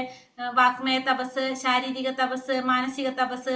അതേപോലെ തന്നെ 3 ത്വരകൾ പറയുന്നത്, ഒന്ന് വാക്മയം, ഭാഷണത്വര, മാനസിക ത്വര, ശാരീരിക ത്വര. ഈ ത്രിവിധ ത്വരകൾക്ക് ഒരു മനുഷ്യൻ വശംവദനായി തീർന്നാൽ അവന്റെ ജീവിതം അപവിത്രമായി തീരും. അപ്പൊ ഈ 3 തരം ത്വരകൾക്ക് നമ്മൾ വശംവദനായി തീർന്നു കഴിഞ്ഞാൽ അവരുടെ ജീവിതം എങ്ങനെയായിരിക്കും? അപവിത്രമായിട്ട് തീരും. ഫസ്റ്റത്തത് വാഗ്വേഗം, ഭാഷണത്വര. ഭാഷണത്വര എന്ന് വെച്ചാൽ എങ്ങനെയാണ്? നിഷ്പ്രയോജനങ്ങളായ സംസാരങ്ങളെ അതുകൊണ്ട് ഉദ്ദേശിക്കുന്നത്. എത്രയോ ജനങ്ങൾ അബദ്ധങ്ങൾ സംസാരിക്കുന്നവരായിട്ടും നിഷ്ഫലങ്ങളായ പുസ്തകങ്ങൾ എഴുതി കൂട്ടുന്നവരായിട്ടുമുണ്ട്. ഈ പ്രവണതയെ നേരിടുന്നതിന് വേണ്ടി നാം ഭാഷണത്തെ കൃഷ്ണൻ എന്ന വിഷയത്തിലേക്ക് തിരിച്ചുവിടണം. അപ്പൊ ഫസ്റ്റത്തെ ഭാഷണത്വര. ഭാഷണത്വര എന്ന് പറഞ്ഞാൽ എന്താണ്? ഫസ്റ്റ് പറയണത് നമ്മൾ നിഷ്പ്രയോജനങ്ങളായ സംസാരങ്ങൾ, അതായത് നമ്മളൊരു കാര്യം പറയുമ്പോൾ ഒന്നുകിൽ പറയുന്ന വ്യക്തിക്ക് ഗുണം ഉണ്ടാവണം, അതല്ലെങ്കിൽ കേൾക്കുന്ന വ്യക്തിക്ക് ഗുണം ഉണ്ടാവണം, അല്ലെങ്കിൽ സമൂഹത്തിന് വല്ല ഗുണം ഉണ്ടാവണം. ഇല്ലെങ്കിൽ നമുക്ക് ആ സബ്ജക്റ്റ് കൊണ്ട് വല്ല കാര്യമുണ്ടോ? ഇല്ല. അപ്പൊ അത്തരത്തിലുള്ള സംസാരങ്ങൾ എങ്ങനെയാണ്? നിഷ്പ്രയോജനങ്ങളായ സംസാരങ്ങളാണ്. അപ്പൊ അത്തരത്തിലുള്ള സംസാരങ്ങൾ നമ്മൾ ഒഴിവാക്കണം. പിന്നെ ജനങ്ങൾ അബദ്ധങ്ങൾ സംസാരിക്കുന്നവരായിട്ടും പിന്നെ നിഷ്ഫലങ്ങളായ പുസ്തകങ്ങൾ എഴുതി കൂട്ടുന്നവരായിട്ട്. നമുക്കൊരു നിഷ്ഫലങ്ങളായ പുസ്തകങ്ങൾ എന്ന് പറഞ്ഞാൽ എങ്ങനത്തെ പുസ്തകങ്ങളായിരിക്കും ഉദ്ദേശിക്കുന്നത്? നിഷ്ഫലങ്ങളായ പുസ്തകങ്ങൾ എന്ന് പറഞ്ഞാല് ആവശ്യമില്ലാത്തെന്ന് വെച്ചാല് ഒരു പ്രയോജനം ഇല്ലാത്ത പുസ്തകം. എന്ന് വെച്ചാല് പ്രയോജനം ഇല്ലാന്ന് വെച്ചാൽ നമ്മൾ എന്താണ് പ്രയോജനം എന്ന് ഉദ്ദേശിക്കുന്നത്? ഭഗവാനെ കുറിച്ചുള്ള ഭക്തിയെ പറ്റിയോ ഒന്നും മെൻഷൻ ചെയ്യാത്ത ബുക്സ്. അതായത് നമുക്ക് എന്താണ് വേണ്ടത്? നമ്മൾ അറിവാണ് നമുക്ക് വേണ്ടത് അല്ലെ. ജ്ഞാനം എന്ന് പറഞ്ഞാൽ നമുക്കറിയാം ഭഗവാനെ കുറിച്ച് അറിയുന്നതാണ് എന്ത്? ജ്ഞാനം എന്ന് പറഞ്ഞാൽ ഭഗവാനെ കുറിച്ച് ബന്ധപ്പെട്ടതാണ് അറിവ്. അപ്പൊ ഭഗവാനെ കുറിച്ച് പറയാത്ത എല്ലാതും എങ്ങനെയാണ്? നിഷ്പ്രയോജനങ്ങളാണ്. അല്ലെങ്കിൽ നമുക്ക് ആത്മസാക്ഷാത്കാരത്തിന് നയിക്കാത്ത എല്ലാതും എങ്ങനെയുള്ളതാണ്? നമുക്ക് നിഷ്പ്രയോജനങ്ങളായിട്ടുള്ളതാണ്. അപ്പൊ അത്തരത്തിലുള്ള പുസ്തകങ്ങള് എഴുതി കൂട്ടുന്നവരൊക്കെ എന്തിൽ വരും? ഈ ഭാഷണത്വരയില് വരും. അപ്പൊ നമ്മൾ എന്ത് ചെയ്യണം? ഈ ഭാഷണത്തെ കൃഷ്ണൻ എന്ന വിഷയത്തിലേക്ക് തിരിച്ചുവിടണം. നമ്മള് കൃഷ്ണൻ എന്ന വിഷയത്തിലേക്ക് തിരിച്ചുവിട്ട് കഴിഞ്ഞാൽ എന്തായി? പിന്നെ നമ്മൾ സംസാരിക്കുന്നത് എന്തിനെ കുറിച്ച് മാത്രമാണ്? ആരെ കുറിച്ചാണ്? ഭഗവാനെ കുറിച്ച് മാത്രമാണ് അല്ലെ. നമ്മള് ഭഗവത്ഗീതയില് 10ാമത്തെ അധ്യായത്തിൽ ഒരു ശ്ലോകം പഠിക്കുന്നില്ലേ? ഏതാണ് പറയണത്? മച്ചിത്ത മത്കഥ പ്രാണ ബോധയന്ത പരസ്പരം കഥയന്തശ്ച മാം നിത്യം തുഷ്യന്തിച്ച രമന്തിച്ച. അല്ലെ, ഭക്തന്മാര് തമ്മിൽ കാണുമ്പോ എന്താ സംസാരിക്കുന്നത്? ഭഗവാനെ കുറിച്ച്, ഭഗവാന്റെ നാമരൂപ ഗുണലീലകളെ കുറിച്ച് സംസാരിക്കുമ്പോ അവര് തമ്മിൽ എന്ത് സംഭവിക്കുന്നു? അവിടെ അവര് അതുകൊണ്ട് തുഷ്യന്തിച്ച രമന്തിച്ച എന്നാ പറഞ്ഞത് അല്ലെ. അവര് പരസ്പരം സന്തോഷം, ആനന്ദം അനുഭവിക്കുന്നു എന്ന് നമ്മൾ പഠിച്ചു. അപ്പൊ ഭക്തന്മാരെപ്പോഴും എന്താ ചെയ്യേണ്ടത്? ഭഗവാനുമായിട്ടുള്ള ബന്ധപ്പെട്ട വിഷയത്തില് അവർ വാചാലരായിരിക്കണം. ഭഗവാനെ കുറിച്ച് പറയുന്ന എല്ലാവരും വാചാലരായിരിക്കണം. അല്ലാത്ത വിഷയങ്ങളിൽ നമ്മൾ മൗനം പാലിക്കുക. നമുക്ക് ആവശ്യമില്ലാത്ത പ്രയോജനങ്ങളല്ലാത്ത സംസാരങ്ങള് നമുക്ക് വേണ്ട എന്ന് വിചാരിക്കുക. അതാണ് ഭാഷണത്വര. പരമപുരുഷനായ കൃഷ്ണനെ സേവിക്കുന്ന കാര്യങ്ങൾ സംസാരിക്കുമ്പോൾ മാത്രമേ അബദ്ധ ജൽപ്പനങ്ങളിൽ ഒഴിഞ്ഞു നിൽക്കാൻ കഴിയുകയുള്ളൂ. കൃഷ്ണാവബോധം പ്രാപ്തിയെ ലക്ഷ്യമാക്കിക്കൊണ്ട് മാത്രമേ നാം വാക്ശക്തി ഉപയോഗിക്കാവൂ. അപ്പോ ഭഗവാനെ കുറിച്ച് സംസാരിക്കുമ്പോൾ മാത്രം നമ്മൾ എന്ത് മാറാ? നമ്മൾ സംസാരിക്കുമ്പോൾ മാത്രമാണ് നമ്മൾ ഈ അബദ്ധ ജൽപ്പനങ്ങളിൽ നിന്ന് ഒഴിഞ്ഞു നിൽക്കാൻ സാധിക്കുന്നത്. അല്ലെങ്കിൽ നമ്മൾ വേറെ സബ്ജക്റ്റ് വന്ന സ്വാഭാവികമായിട്ട് നമുക്ക് എന്ത് വരും, അബദ്ധമായിട്ടുള്ള ജൽപ്പനങ്ങള് വരാം. അതിൽ നിന്ന് നമുക്ക് മാറണമെങ്കിൽ നമ്മളെ സബ്ജക്റ്റ് ആരായിരിക്കണം, ഭഗവാനായിരിക്കണം. എങ്കിൽ മാത്രമേ നമുക്ക് നമ്മുടെ കൃഷ്ണാവബോധ പ്രാപ്തിയെ ലക്ഷ്യമാക്കിക്കൊണ്ട് മാത്രമേ നാം വാക് ശക്തി ഉപയോഗിക്കാനായിട്ട് പാടുള്ളൂ. ഇതാണ് പറയുന്നത്. ഇനി ദുർലഭങ്ങളായ മനസ്സിനെ ക്ഷോഭങ്ങളെ പറ്റി പ്രസ്താവിക്കുന്നതിനാൽ അവ 2 തരത്തിലാണ്. അടുത്ത പറഞ്ഞത് ദുർലഭങ്ങളായിട്ടുള്ള മനസ്സിന്റെ ക്ഷോഭത്തെ പറ്റി പ്രസ്താവിക്കുന്നതിനാൽ അവ 2 തരത്തിലാണ്. അവിരോധ പ്രീതിയും വിരോധയുക്ത ക്രോധവും. ഒരിക്കലും നിരോധമല്ലാത്ത തടസ്സമില്ലാത്ത രാഗമാണ് ഒന്നാമത്തേത്. നൈരാശ്യ നിമിത്തമുള്ള ക്രോധമാണ് രണ്ടാമത്തേത്. അതായത് മായാവാദിയുടെ തത്വചിന്തയിൽ ഒട്ടിപ്പിടിച്ചു നിൽക്കൽ, കർമ്മവാദികളുടെ മതമനുസരിച്ചുള്ള കർമ്മഫല വിശ്വാസം, ഭൗതികാഭിലാഷ പൂർത്തിക്കായിട്ടുള്ള നിർവഹിക്കപ്പെടുന്ന പരിപാടികൾ വിശ്വാസം, ഇവയെല്ലാം അവിരോധ പ്രീതിയിൽ പെടുന്നു.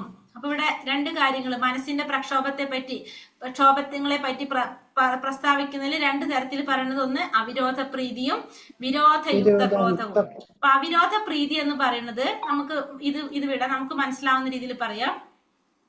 അതായത് ഒരിക്കലും നിരോധമില്ലാത്ത അല്ലെങ്കിൽ തടസ്സമില്ലാത്തതാണ് എന്ത്, അവിരോധ പ്രീതി എന്ന് പറയുന്നത്. ഒരിക്കലും വിരോധമില്ല, അതേപോലെ നിരോധനമില്ല, ഒരിക്കലും നിരോധനമില്ല, തടസ്സമില്ല, അതാണ് ഇത് അവിരോധ പ്രീതി. അതായത് ഇപ്പൊ നമ്മളൊരു ഭൗതികമായിട്ടുള്ള എന്തെങ്കിലും ആഗ്രഹം, എന്തെങ്കിലും കാര്യം നടക്കാൻ വേണ്ടിട്ട്, പൂർത്തീകരിക്കാൻ വേണ്ടിട്ട് നമ്മൾ പ്ലാൻ ചെയ്യും. ഇന്ന കാര്യങ്ങൾ നമ്മളിപ്പോ ചെയ്യും. അപ്പൊ അതനുസരിച്ചും അതിന്റെ ഫലം ഇങ്ങനെ ആയിരിക്കും വരുന്നത്. അപ്പൊ നമ്മൾ അതിൽ എന്തായാലും വിജയിക്കും. നമുക്ക് അവിടെ തടസ്സങ്ങളൊന്നും ഉണ്ടാവില്ല. നമ്മൾ കറക്റ്റ് ആയിട്ട് പ്ലാൻ ചെയ്തു, നമ്മൾ അവിടെ വിജയിച്ചു. അങ്ങനെ നമ്മൾ പ്ലാൻ ചെയ്യുന്നതാണ് എന്ത്, ആ പരിപാടിയിൽ നമുക്ക് വിജയിക്കും എന്നുള്ളൊരു വിശ്വാസം ഉണ്ടാവുക. അതാണ് അവിരോധ പ്രീതി എന്ന് പറയുന്നത്. അതായത് നമ്മൾ എന്തെങ്കിലും ഒരു കാര്യം ചെയ്യാൻ വേണ്ടിയിട്ട് നമ്മൾ പ്ലാനിങ് ചെയ്യും. ഇങ്ങനെ ചെയ്യും, അങ്ങനെ ചെയ്യുമ്പോൾ എനിക്ക് അങ്ങനെ വരും, അപ്പൊ ഞാൻ അതിൽ വിജയിക്കും എന്നുള്ളൊരു വിശ്വാസം ഉണ്ടാവും. നമുക്ക് നമ്മൾ ചിന്തിച്ച് ചെയ്യില്ല, അപ്പൊ നമുക്കൊരു വിശ്വാസം ഉണ്ടാവും. അതാണ് എന്ത്, അവിരോധ പ്രീതി. ഇനി വിരോധയുക്ത ക്രോധം എന്ന് പറഞ്ഞാല് നമ്മൾ ആ പ്ലാൻ ചെയ്ത് നമ്മൾ എന്താ വിചാരിച്ചത്, നമുക്കത് കറക്റ്റ് ആയിട്ട് ചെയ്യാൻ സാധിക്കും, നമ്മൾ അതിൽ വിജയിക്കും എന്ന് വിചാരിച്ചു. അതാണ് അവിരോധ പ്രീതി. പക്ഷെ നമുക്ക് അവിടെ വിജയിക്കാൻ സാധിക്കില്ല. നമ്മുടെ ലക്ഷ്യം പൂർത്തിയാക്കാൻ സാധിക്കാതെ വരുമ്പോൾ നമുക്ക് അവിടെ എന്ത് വരും, ക്രോധം വരും. നമ്മുടെ ആ പറഞ്ഞ സംഭവം നമുക്ക് ചെയ്യാൻ സാധിക്കാതെ വരുന്നു, അത് മുഴുവനാക്കാതെ വരുമ്പോൾ നമുക്ക് അവിടെ എന്ത് സംഭവിക്കും, ക്രോധം സംഭവിക്കും. അതാണ് എന്ത്, വിരോധയുക്ത ക്രോധം എന്ന് പറയുന്നത്. അപ്പൊ ആദ്യത്തേത് എന്താ പറഞ്ഞ അവിരോധ പ്രീതി എന്ന് വെച്ചാല് ഒരിക്കലും നിരോധനമില്ലാത്ത, തടസ്സമില്ലാത്തെന്നാ പറയുന്നത്. അതായത് നമ്മൾ ഒരിക്കലും എന്ത് ചിന്തിക്കുന്നില്ല, അത് നടക്കൂല എന്ന് വിചാരിക്കുന്നില്ല. നമ്മൾ ഒരിക്കലും ആ പ്രവൃത്തി നടക്കൂല എന്ന് വിചാരിക്കില്ല. നമ്മൾ എന്താ വിശ്വസിക്കുന്നത്, അത് നടക്കും, നല്ല രീതിയിൽ നടക്കും എന്ന്, തടസ്സങ്ങളൊന്നും ഉണ്ടാവില്ല, നിരോധനങ്ങളൊന്നും ഉണ്ടാവില്ല, നല്ല രീതിയിൽ നടക്കും എന്നുള്ളൊരു വിശ്വാസം. അതാണ് അവിരോധ പ്രീതി. പക്ഷെ അങ്ങനെ വിചാരിച്ചിട്ട് അത് നടക്കാതെ വരുമ്പോ നമുക്ക് ക്രോധം വരും. അതാണ് എന്ത്, വിരോധയുക്ത ക്രോധം എന്ന് പറയുന്നത്. മനസ്സിലായോ? അപ്പൊ നടക്കാതെ വരുമ്പോ, പൂർത്തിയാകാതെ വരുമ്പോ, നിഷ്ഫലമാണെന്ന് കാണുമ്പോ ക്രോധം ജനിക്കും. ഭൗതികമായിട്ടുള്ള അഭിലാഷങ്ങള് പരാജയപ്പെടുമ്പോഴാണ് നമുക്ക് അങ്ങനെ ക്രോധം സംഭവിക്കുന്നത്. ഇനി ശരീരത്തിന്റെ ആവശ്യങ്ങളെ 3ആയിട്ട് നമുക്ക് തരംതിരിക്കാനായിട്ട് സാധിക്കും. ജിഹ്വയുടെ ആവശ്യങ്ങൾ, ഉദരത്തിന്റെ ആവശ്യങ്ങൾ, ജനനേന്ദ്രിയത്തിന്റെ ആവശ്യങ്ങൾ. 3 തരത്തിൽ നമ്മുടെ ശരീരത്തിന്റെ ആവശ്യങ്ങൾ. ഒന്ന് ജിഹ്വയുടെ ആവശ്യം, നാവിന്റെ ആവശ്യം, ഉദരത്തിന്റെ ആവശ്യം, ജനനേന്ദ്രിയത്തിന്റെ ആവശ്യം. ഇത് 3ഉം എങ്ങനെയാണ്, നേർരേഖയിൽ വരുന്നതാണ് അല്ലെ. നമ്മുടെ ഈ 3 ഇന്ദ്രിയങ്ങളും ജിഹ്വ, ഉദരം, ഉപസ്ഥം, ജനനേന്ദ്രിയങ്ങള്. അപ്പൊ നമുക്കിതില് ജിഹ്വയുടെ ആവശ്യങ്ങളെ നിയന്ത്രിച്ചു കഴിഞ്ഞാൽ ഓട്ടോമാറ്റിക്കലി നമുക്ക് എന്തിനെ നിയന്ത്രിക്കാൻ സാധിക്കും, ഉദരത്തിന്റെയും ജനനേന്ദ്രിയത്തിന്റെയും ഇന്ദ്രിയങ്ങളെ നിയന്ത്രിക്കാനായിട്ട് സാധിക്കും. അപ്പോ ജനനേന്ദ്രിയവും ഉദരവും നിയന്ത്രിക്കാനായിട്ട് എന്ത് നിയന്ത്രിച്ചാൽ മതി, ജിഹ്വ. നാവിനെ നിയന്ത്രിച്ചാല് ബാക്കി 2 ഇത് 3ഉം നേർരേഖയിലാണ് വരുന്നത്. ഏറ്റവും മുകളിലാണ് എന്ത് വരുന്നത്, ജിഹ്വ വരുന്നത്.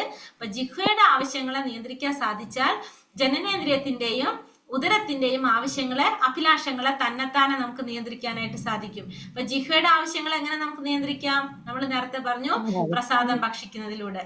പ്രസാദം മാത്രം ഭക്ഷിക്കും. ജിഹ്വ എന്തോന്ന് ഒന്നുകൂടെ പറയാമോ? ജിഹ്വ, നാവ് കേട്ടോ. ജിഹ്വയുടെ ആവശ്യങ്ങളെ നിയന്ത്രിക്കാൻ സാധിച്ചു കഴിഞ്ഞാൽ നമുക്ക് എന്ത് സാധിക്കും, നമുക്ക് ജനനേന്ദ്രിയത്തിന്റെ പിന്നെ അതുപോലെ തന്നെ ഉദരത്തിന്റെ ആവശ്യങ്ങളെ നിയന്ത്രിക്കാൻ സാധിക്കും. അപ്പൊ ജിഹ്വയെ നമുക്ക് എങ്ങനെ നിയന്ത്രിക്കാൻ സാധിക്കും, ജിഹ്വ എന്ന് വെച്ചാൽ നാവ്. നാവ് എങ്ങനെ നിയന്ത്രിക്കാൻ സാധിക്കും, പ്രസാദം കഴിക്കുള്ളൂ എന്ന് വിചാരിച്ചാല് ഭക്ഷണം ശകലേ കഴിക്കാവൂന്ന്. പ്രസാദം കഴിച്ചാല് നമുക്ക് എന്തിനെ നിയന്ത്രിക്കാം? നാവിനെ നിയന്ത്രിക്കാൻ സാധിക്കും. 6 തരം രസരുചികൾ ഉണ്ട്. അവയിൽ ഒന്നിനാൽ പ്രക്ഷുബ്ധനായാൽ അയാൾ ജിഹ്വയുടെ വേഗത്തിന് അധീനനായി കഴിഞ്ഞു എന്നർത്ഥം. ഇപ്പൊ പ്രസാദം കഴിക്കാൻ പാടുള്ളൂ എന്ന് പറഞ്ഞാലും ഇപ്പൊ 6 തരം രസങ്ങളുണ്ട്. 6 തരം രസങ്ങൾ ഏതൊക്കെയാണെന്ന് അറിയാവോ? മധുരം, പുളി, ഉപ്പൊക്കെ ആണോ മാതാജി? അതെ അതെ അതെ അതെ, അതാണ് പറഞ്ഞത്. മധുരം, പുളി, ഉപ്പ്, കയ്പ്പ്. മധുരം, പുളി, ഉപ്പ്, കയ്പ്പ്, ചവർപ്പ്, വറുപ്പ്, പിന്നെ എരിവ് ഉണ്ടാവും അല്ലെ? എരിവ്. ഒന്ന് ഉപ്പ്, ലവണം, മധുരം, പുളി, കയ്പ്പ്, ചവർപ്പ്, എരിവ് അല്ലെ? ഈ 6 തരം. ഇപ്പൊ നമുക്ക് പ്രസാദം മാത്രം കഴിക്കുള്ളൂ തീരുമാനിക്കാൻ പറഞ്ഞല്ലോ. അപ്പൊ നമുക്ക് മധുരം ഭയങ്കര ഇഷ്ടമാണ്. അപ്പൊ നമ്മൾ എന്ത് ചെയ്യും? എന്നും പായസം ഉണ്ടാക്കിയിട്ട് ഭഗവാനെ നിവേദിക്കും. അപ്പൊ എന്തായി? നമ്മൾ പ്രസാദമല്ല കഴിക്കുന്നുള്ളൂ. പക്ഷെ നമുക്ക് ഇഷ്ടം എന്താണ്? മധുരാണ്. അതുകൊണ്ട് നമ്മൾ അത് ചെയ്യുന്നു. അപ്പൊ അവിടെ എന്താണ്? ജിഹ്വയുടെ വേഗത്തിന് അധീനനായി കഴിഞ്ഞു എന്നർത്ഥം. അപ്പൊ നമ്മളവിടെ നമ്മുടെ ഇന്ദ്രിയ സന്തോഷത്തിനാണ് നമ്മളത് ചെയ്യുന്നു എന്നാണ് നമ്മളത് മനസ്സിലാക്കേണ്ടത്. ചിലർ ഇറച്ചി, മത്സ്യം, ഞണ്ട്, മുട്ട, ശുക്ലശോണി ഉൽപ്പന്നങ്ങളായിട്ടുള്ള മറ്റു വസ്തുക്കൾ നിർജീവ ശരീര രൂപത്തിൽ ഭക്ഷിക്കുവാൻ താല്പര്യമുള്ളവരായിരിക്കും. മറ്റു ചിലർ പച്ചക്കറികൾ, വള്ളികൾ, ഗോരസങ്ങൾ മുതലായവ ഭക്ഷിക്കുന്നതിൽ താല്പര്യരായിരിക്കും. പക്ഷെ 2 കൂട്ടരും ലക്ഷ്യം ജിഹ്വ സന്ദർപ്പനമാണ്. അപ്പൊ നമ്മളിപ്പോ നോൺ വെജ് കഴിക്കില്ല, വെജിറ്റേറിയൻ ആണെന്ന് പറഞ്ഞാലും ചിലപ്പോ എന്താവണമെന്നില്ല, അവരും ഇന്ദ്രിയങ്ങളെ നിയന്ത്രിച്ച വ്യക്തി ആയിരിക്കണം എന്നില്ല. കാരണം ഇപ്പൊ വെജിറ്റേറിയൻ ആണെങ്കിലും നമുക്ക് പച്ചക്കറി ഭയങ്കര ഇഷ്ടമാണെന്ന് വിചാരിച്ചിട്ട് നമുക്ക് ഇഷ്ടമുള്ള പോലെ ഒന്നും സാമ്പാർ ഉണ്ടാക്കി കഴിക്കുന്നു, നമ്മൾ അല്ലെങ്കിൽ അങ്ങനെ പച്ചക്കറി എന്തെങ്കിലും അങ്ങനത്തെ കറികളൊക്കെ ഉണ്ടാക്കിയൊന്നും നമ്മൾ കഴിച്ചുകൊണ്ടിരിക്കുകയെന്ന് വെച്ചാൽ നമ്മളും എന്താ ചെയ്യണത്? നമ്മുടെ ഇന്ദ്രിയ സംതൃപ്തിക്ക് വേണ്ടിയിട്ടാണ് നമ്മളത് ചെയ്യണത്. ഇപ്പൊ നോൺ വെജ് കഴിക്കുന്നവർ മാത്രമല്ല ഇന്ദ്രിയങ്ങളെ നിയന്ത്രിക്കാൻ സാധിക്കാത്തത്, വെജിറ്റേറിയൻ ആണെങ്കിലും എങ്ങനെയാണ്? ഇന്ദ്രിയങ്ങളെ നിയന്ത്രിക്കാൻ സാധിക്കണം എന്നില്ല. പച്ചക്കറി, ധാന്യം, ഗോരസം, ഇവ ഭഗവാന് നിവേദിച്ച് പ്രസാദമായി കഴിക്കാവുന്നതാണ്. നല്ല രുചിയാണെന്ന് വിചാരിച്ച് പ്രസാദം അധികം കഴിച്ച് അയാൾ ജിഹ്വാപ്രീതിക്ക് അടിമയായിത്തീരും. അപ്പൊ നല്ല രസമാണെന്ന് വിചാരിച്ചിട്ട് പ്രസാദം കുറെ കഴിച്ചു കഴിഞ്ഞാൽ അപ്പോഴും എന്താണ്? ഈ ജിഹ്വയുടെ നിയന്ത്രണത്തിന് അടിമയായിട്ട് മാറാണ് ചെയ്യുന്നത്. രസന പ്രീതിക്ക് അങ്ങുമിങ്ങും അന്വേഷിച്ച് നടക്കുന്നവർക്കും ഉദരത്തിന്റെയും ജനനേന്ദ്രിയത്തിന്റെയും അഭിലാഷങ്ങളിൽ ആസക്തിയുള്ളവർക്കും കൃഷ്ണനെ ലഭിക്കാനായിട്ട് പ്രയാസമാണ്. അപ്പൊ ഭഗവാനെ ലഭിക്കാനായിട്ട് ഇപ്പൊ രസന പ്രീതിക്ക് നമ്മളാ ടേസ്റ്റിന് വേണ്ടിയിട്ട് നമ്മൾ അങ്ങോട്ടും ഇങ്ങോട്ടും അന്വേഷിച്ച് നടക്കുന്നവർക്കും ഉദരത്തിന്റെയും ജനനേന്ദ്രിയത്തിന്റെയും അഭിലാഷങ്ങളിൽ ആസക്തിയുള്ളവർക്കും എന്ത് പാടാണ്? ഭഗവാനെ ലഭിക്കാനായിട്ട് പ്രയാസമായിരിക്കും. ചൈതന്യ മഹാപ്രഭു പറയുന്നു, ഫാലാന ഖായിപേ ആര ഫാലാന പാരിപേ എന്ന്. അതായത് ആഡംബരമായിട്ട് വസ്ത്രധാരണം ചെയ്യാനോ രുചികരമായ ഭക്ഷണ പദാർത്ഥങ്ങൾ അനുഭവിക്കുകയോ ചെയ്യരുത്. ആഡംബരമായി വസ്ത്രധാരണം ചെയ്യാനും പാടില്ല, രുചികരങ്ങളായിട്ടുള്ള ഭക്ഷണോപദാർത്ഥങ്ങളും അനുഭവിക്കാനും പാടില്ല. ചൈതന്യ ചരിതാമൃതം അന്ത്യലീല 6-ാം അധ്യായം 23-ാം ശ്ലോകത്തിൽ പറയുന്നതാണ്. കാരണം നമ്മൾ ഇന്നലെ തന്നെ പറഞ്ഞു അല്ലെ, ഭക്തി എന്ന് പറഞ്ഞത് എന്താണ്? ജീവിതശൈലി എങ്ങനെ കൊണ്ടുവരുന്ന പറഞ്ഞത്? അച്ചടക്കമുള്ളത് ജീവിതശൈലിക്ക് കൊണ്ടുപോകുക എന്നുള്ളതാണ് ഭക്തി എന്ന് പറയുന്നത്. അല്ലാതെ നമ്മൾ ആഡംബരമായിട്ട് വസ്ത്രധാരണം ചെയ്യുക, രുചികരങ്ങളായിട്ടുള്ള ഭക്ഷണ പദാർത്ഥങ്ങൾ അനുഭവിക്കുക, ഇതൊന്നും നമുക്ക് പറ്റിയിട്ടില്ല. പക്ഷെ മഹാപ്രഭു പറയുന്നത് അതാണ്. ജനനേന്ദ്രിയങ്ങളെ സത്പുത്രന്മാരെ ഉണ്ടാക്കുന്നതിന് വേണ്ടി ഉപയോഗിക്കാം, അല്ലാതെ ഇന്ദ്രിയ പ്രീതിക്കായി ഉപയോഗിച്ചാൽ അയാൾ മായയിൽ അകപ്പെട്ടതായിട്ട് കരുതാം. അപ്പൊ ജനനേന്ദ്രിയത്തിന് നമ്മൾ എന്തിനാ ഉപയോഗിക്കേണ്ടത്? സത്പുത്രന്മാരെ ഉണ്ടാക്കുന്നതിന് വേണ്ടിയിട്ടായിരിക്കണം ഉപയോഗിക്കേണ്ടത്. പിന്നെ അതുപോലെ തന്നെ ഏകാദശി, ജന്മാഷ്ടമി തുടങ്ങിയ വിശേഷ ദിവസങ്ങളിൽ ഉപവസിക്കുകയാണെങ്കിൽ ഉദരത്തിന്റെ ത്വരയെ നമുക്ക് നിയന്ത്രിക്കാം. അപ്പൊ ഏകാദശി ദിവസം, ജന്മാഷ്ടമി ദിവസമൊക്കെ ഉപവസിക്കുകയാണെങ്കിൽ നമുക്ക് എന്ത് സാധിക്കും? വയറിന്റെ ത്വരയെ നമുക്ക് നിയന്ത്രിക്കാനായിട്ട് സാധിക്കും. അപ്പൊ ഇതൊക്കെ നമ്മൾ ഈ വ്രതങ്ങളൊക്കെ എടുക്കുന്നതിന് വേണ്ടിയിട്ടാണ്, ഇൻഡയറക്ട്ലി നമ്മള് ഉദരത്തിന്റെ നിയന്ത്രണം കൊണ്ടുവരാൻ വേണ്ടിയിട്ടാണ് നമ്മൾ ഇതൊക്കെ ചെയ്യുന്നത്. വാക്ക്, മനസ്സ്, ക്രോധം, ജിഹ്വ, ഉദരം, ഉൽപാദനേന്ദ്രിയം എന്നീ 6 കാര്യങ്ങളിൽ നിയന്ത്രണം സാധിച്ചിട്ടുള്ളവനെ ഗോസ്വാമി എന്നും ഇന്ദ്രിയങ്ങളിൽ ആധിപത്യം ഇല്ലാത്തവനെ ഗോദാസൻ എന്നും വിളിക്കുന്നു. നമ്മളിത് പഠിച്ചതാണ് അല്ലെ. ഇന്ദ്രിയങ്ങളെ നിയന്ത്രിക്കാൻ സാധിക്കുന്നവരാണ് ഗോസ്വാമി, സാധിക്കാത്തവര് ഗോദാസൻ എന്നും അറിയപ്പെടുന്നു. ഇന്ദ്രിയ പ്രീതിക്ക് വേണ്ടി മാത്രം ലോകത്തിൽ കഴിയുന്ന ഒരാൾക്ക് സ്വപ്രയത്നം കൊണ്ടോ പ്രചോദനം കൊണ്ടോ സമ്മേളനങ്ങൾ കൊണ്ടോ കൃഷ്ണാവബോധവാനായി തീരാൻ ഒരു വഴിയില്ല. അപ്പൊ ഇന്ദ്രിയ പ്രീതിക്ക് വേണ്ടി മാത്രമാണ് ഈ ലോകത്തിൽ കഴിയുന്നതെങ്കിൽ എത്ര പ്രയത്നിച്ചാലും മറ്റുള്ളവരെ പ്രചോദനം കൊണ്ടോ സത്സംഗം കൊണ്ടോ ഒന്നും അവർക്ക് എന്ത് സാധിക്കില്ല, കൃഷ്ണാവബോധവാനായി തീരാനായിട്ട് കഴിയില്ല എന്നുള്ളതും പറയാണ്. ഹരേ കൃഷ്ണ കൃഷ്ണ കൃഷ്ണ ഹരേ ഹരേ, ഹരേ രാമ രാമ രാമ ഹരേ ഹരേ. വഞ്ചാകൽപതരുപേശ കൃപാ സിന്ധോഭ്യവച പതിതാനാം പാവനേഭ്യോ വൈഷ്ണവേഭ്യോ നമോ നമഃ. അനന്തകോടി വൈഷ്ണവൃന്ദി കി ജയ്. ശ്രീല പ്രഭാത് ജയ്. ഗുരുദേവ് കി ജയ്. നിത്തായ് ഗുരുപ്രമാനന്ദേ. ഹരി ഹരി ബോൽ. ഹരേ കൃഷ്ണ. ക്വസ്റ്റ്യൻ ആൻസർ നോക്കാം. നമുക്ക് എന്തെങ്കിലും ഉണ്ടെങ്കിൽ നമുക്ക് പറയാം. എങ്ങനെയുള്ളവർക്ക് മുഴുവൻ ശിഷ്യന്മാർ ഉണ്ടാകാൻ അർഹതയുള്ളത്? എങ്ങനെയുള്ളവർക്കാണ് ലോകം മുഴുവൻ ശിഷ്യന്മാർ ഉണ്ടാകാൻ അർഹതയുള്ളത്? എങ്ങനെയുള്ളവർക്കാ? പഠിച്ചല്ലോ, ശ്ലോകം പഠിച്ചല്ലോ, പറഞ്ഞേ. എങ്ങനെയുള്ളവർക്കാ? ക്രോധത്തിന്റെയും ആവിന്റെയും വയറിന്റെയും ദൂഷത്തിന്റെയും ത്വരകളെ നിയന്ത്രിക്കുന്നവരുണ്ട്. മുഴുവൻ ശിഷ്യന്മാർ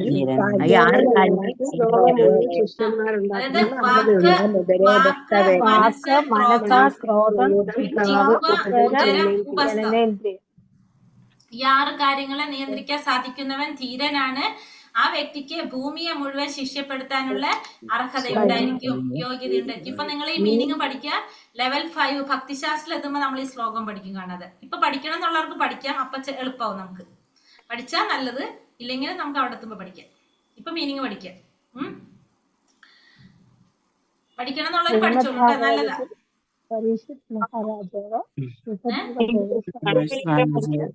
അടുത്തത് ശ്രീമദ് ഭാഗവതത്തിൽ പരീക്ഷിത്ത് മഹാരാജാവ് ശുകദേവ ഗോസ്വാമിയോട് ചോദിച്ച ചോദ്യങ്ങളിൽ ഒരു ചോദ്യം എന്തായിരുന്നു? ഇന്ദ്രിയങ്ങളെ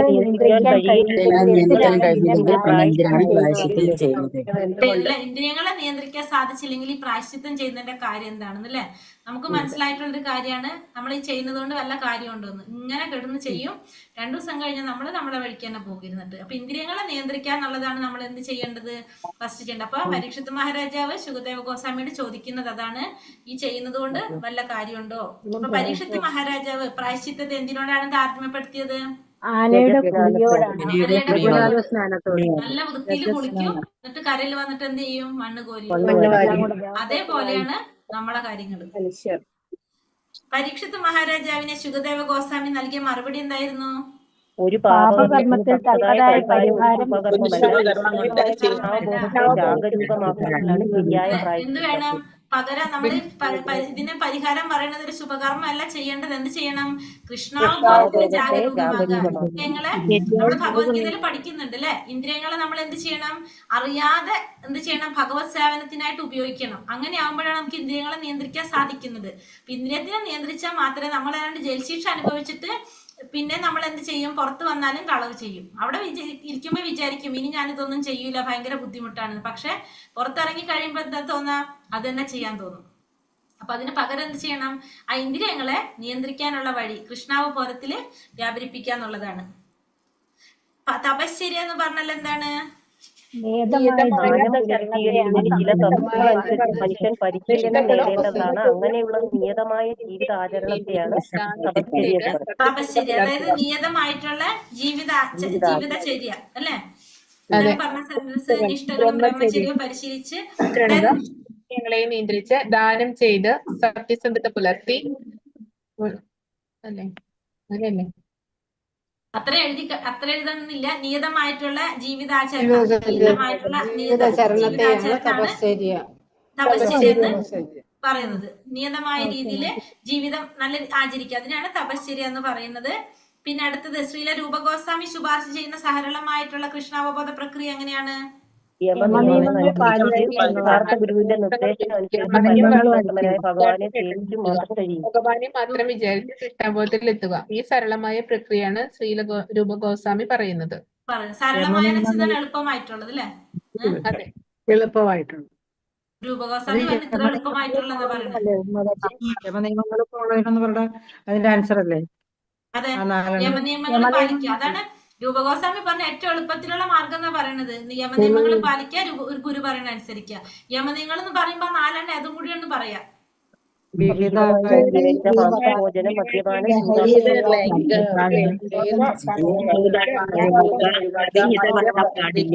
ചൂതാട്ടം വേണ്ട. ഈ നാല് കാര്യങ്ങൾ ഒഴിവാക്കാനാണ് രൂപകോശം. ഇത്ര എളുപ്പമുള്ള പ്രക്രിയ എന്നാ പറയുന്നത്. ഇപ്പൊ ഫസ്റ്റത്തെ ഉപദേശം തന്നെ നമുക്ക് ഫെയിലാവും. ബാക്കി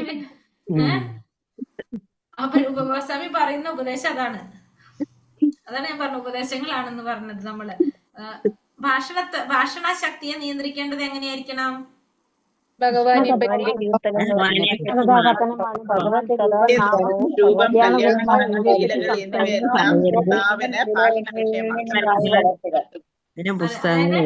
ഭഗവാനെ കുറിച്ച് പറയുമ്പോ നമ്മൾ വാചാലനായിരിക്കണം അല്ലെ? അല്ലാതെ സമയത്ത് നമ്മൾ എന്ത് ചെയ്യാം? മൗനം പാലിക്കുക. അതാണ് ഭാഷണത്വര എന്ന് പറയുന്നത്. ഭക്ഷണ ശക്തിയെ നിയന്ത്രിക്കേണ്ടത് അങ്ങനെയായിരിക്കണം. മനസ്സിന്റെ ചാഞ്ചല്യത്തെ എങ്ങനെ നിയന്ത്രിക്കാൻ സാധിക്കും? ഭഗവാന്റെ പാതാരവിന്ദങ്ങളില് പറഞ്ഞില്ലേ? അതെ, ഭഗവാന്റെ പാതാരവിന്ദങ്ങളില് മനസ്സിനെ സമർപ്പിക്കുക. ഒരു മിനിറ്റ് ഇവിടെ. ഭഗവാന്റെ പാതാരവിന്ദങ്ങളിൽ മനസ്സിനെ ബന്ധിപ്പിക്കാമെങ്കിൽ നമുക്ക് എന്ത് സാധിക്കും? മനസ്സിന്റെ ചാഞ്ചല്യത്തെ നിയന്ത്രിക്കാൻ സാധിക്കും. ഭഗവാന്റെ പാതാരവിന്ദങ്ങളിൽ മനസ്സിനെ ബന്ധിക്കാൻ സാധിച്ചാല്. കൃഷ്ണനെ സൂര്യനെ പോലെയാണെന്ന് പറയാൻ കാരണം എന്താണ്?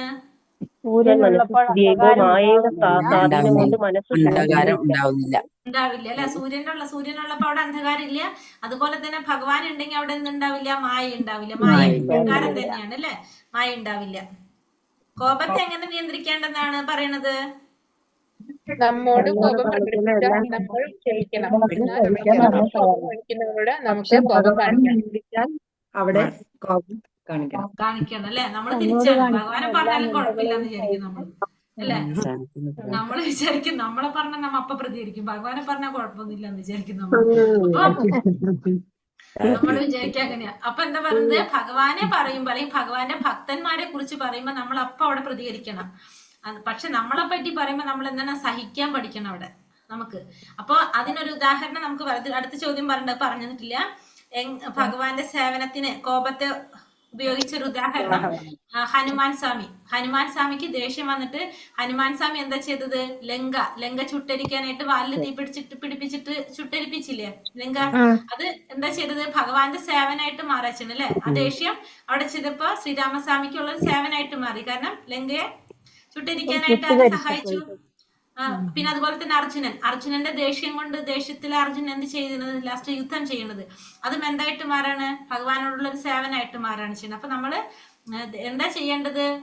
നമ്മളെ കോപത്തെ ഭഗവാന്റെ സേവനത്തിനായിട്ട് നമുക്ക് തിരിച്ചിടണം. ഭഗവത് സേവനത്തിനായിട്ട് നമുക്കത് ഉപയോഗിക്കാം. നമുക്ക് ദേഷ്യം വരുമ്പോ നമ്മൾ പോയിട്ട് ഇത് നാമം ജപിക്കുക. അപ്പൊ ഭയങ്കര കോൺസെൻട്രേഷനിൽ നാമം ജപിക്കാൻ സാധിക്കും. ഏറ്റവും സൂപ്പറായിട്ട് നാമം ജപിക്കാൻ സാധിക്കും. അപ്പോഴാ ദേഷ്യം വരുമ്പോ, സങ്കടം വരുമ്പോ, ദേഷ്യം വരുമ്പോ ഒക്കെ നാമം ജപിച്ചു കഴിഞ്ഞാൽ നന്നായിട്ട് ജപിക്കാൻ പറ്റും. അത് കുറച്ച് കഴിയുമ്പോ നമ്മൾ മറന്നുപോകും. ദേഷ്യം കാട്ടിയിരുന്നുള്ളത് നമ്മൾ വിട്ടുപോകും. മൈൻഡ് തന്നെ മാറിപ്പോകും നമ്മളെ. അങ്ങനെ അല്ല, അതാ വിളിക്കണ സൗണ്ടിലൊരു മാറ്റമുണ്ട്. അതായത് സാധാരണ വിളിക്കുമ്പോ എന്റെ കൃഷ്ണ എന്ന് വിളിക്കുമ്പോ, ദേഷ്യത്തിൽ വിളിക്കുമ്പോ എന്റെ കൃഷ്ണ എന്നാവും. പിന്നെ ഭഗവാൻ പോലും പേടിച്ചോടി വരുന്നത് എന്താ സംഭവം? അതെ. അപ്പൊ ചൊല്ലി വരുമ്പോ നമ്മൾ മറന്നുപോകും എന്താ ദേഷ്യം എന്നുള്ളതടക്കം. അപ്പൊ നാമം ജപിക്കുക. പിന്നെ വന്നിട്ട് ഇതേപോലെ തന്നെ ഒരു കാര്യം കൂടി ഉണ്ടായിരുന്നു. അത് പറയാൻ വന്നായിരുന്നല്ലോ ഞാൻ.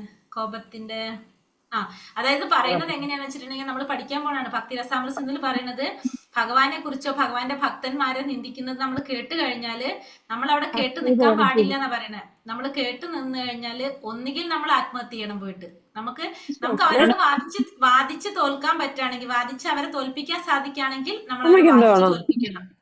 അതല്ല നമ്മൾ അവിടെ വിട്ടുപോകണം. നമ്മൾ ഒരിക്കലും കേൾക്കാൻ നിൽക്കരുത്. ഭഗവാനെ നിന്ദിക്കുന്നതോ ഭഗവാന്റെ ഭക്തന്മാരെ നിന്ദിക്കുന്നതോ കേൾക്കാൻ നിൽക്കരുത്. വലിയൊരു അപരാധമാണത്. രണ്ടാമത്തെ പറയുന്നത് ഒന്നുകിൽ നമ്മൾ അവിടെ വിട്ടുപോകണം. ഇതും പറ്റില്ലെങ്കിൽ നമ്മൾ എന്ത് ചെയ്യണം? ആത്മഹത്യ ചെയ്യണം എന്ന് പറയുന്നത്. അത്രയും വലിയ അപരാധമാണ് ഭഗവാനെ നിന്ദിക്കുന്നത്, ഭഗവാന്റെ ഭക്തന്മാരെ നിന്ദിക്കുന്നത്, കേൾക്കുന്നത്. അതുകൊണ്ടാണ് നമ്മൾ ഭക്തി ഇല്ലാത്തവരുടെ അടുത്ത് ഭഗവാനെ കുറിച്ച് പറയരുതെന്ന് പറയുന്നത്. കാരണം അവർ തിരിച്ച് ഭഗവാനെ നിന്ദിക്കുമ്പോൾ നമ്മളത് കേൾക്കേണ്ടി വരല്ലേ. അപ്പൊ അത് ഒഴിവാക്കാൻ വേണ്ടിയിട്ടാണ് ഭക്തന്മാരല്ലാത്തവരോട് ഭഗവാനെ കുറിച്ച് പറയരുതെന്ന് പറയുന്നതിന്റെ റീസൺ അതാണ്. നമ്മള് പിന്നെ അവര് പറയുമ്പോ അവരിങ്ങനെ ഭഗവാൻ എന്തെങ്കിലുമൊക്കെ പറയുമ്പോൾ നമ്മളത് കേൾക്കേണ്ടി വരും. പിന്നെ അത്രയും തർക്കിക്കാനൊക്കെ അവരോട് പറ്റില്ല. അപ്പൊ നമ്മൾ എന്ത് ചെയ്യണം? അങ്ങനെയല്ല അവരുടെ അടുത്ത് പറയരുത് എന്ന് പറയേണ്ട ഒരു കാരണം അതും കൂടിയാണ്. കോപത്തിന്റെ പറഞ്ഞു 11 പറഞ്ഞു. രസനയുടെ ത്വരങ്ങൾ നമുക്ക് എങ്ങനെ നിയന്ത്രിക്കാൻ സാധിക്കും? പ്രസാദം മാത്രമേ കഴിക്കൂ എന്ന തത്വത്തിൽ ഉറച്ചു നിന്നാൽ ജിഹ്വാ ഉറച്ചു നിയന്ത്രണം നിൽക്കുക അല്ലെ? സാധ്യമാകും. പ്രസാദം മാത്രം കഴിക്കുള്ളൂ എന്ന് പറഞ്ഞിട്ട് ഉറച്ചു നിന്ന് കഴിഞ്ഞാൽ രസനയുടെ ത്വരകൾ നിയന്ത്രിക്കാം. ഭൗതികതയുമായി താതാത്മ്യം പ്രാപിക്കുമ്പോൾ ഉണ്ടാകുന്ന 3 ത്വരകൾ ഏതൊക്കെയാണ്?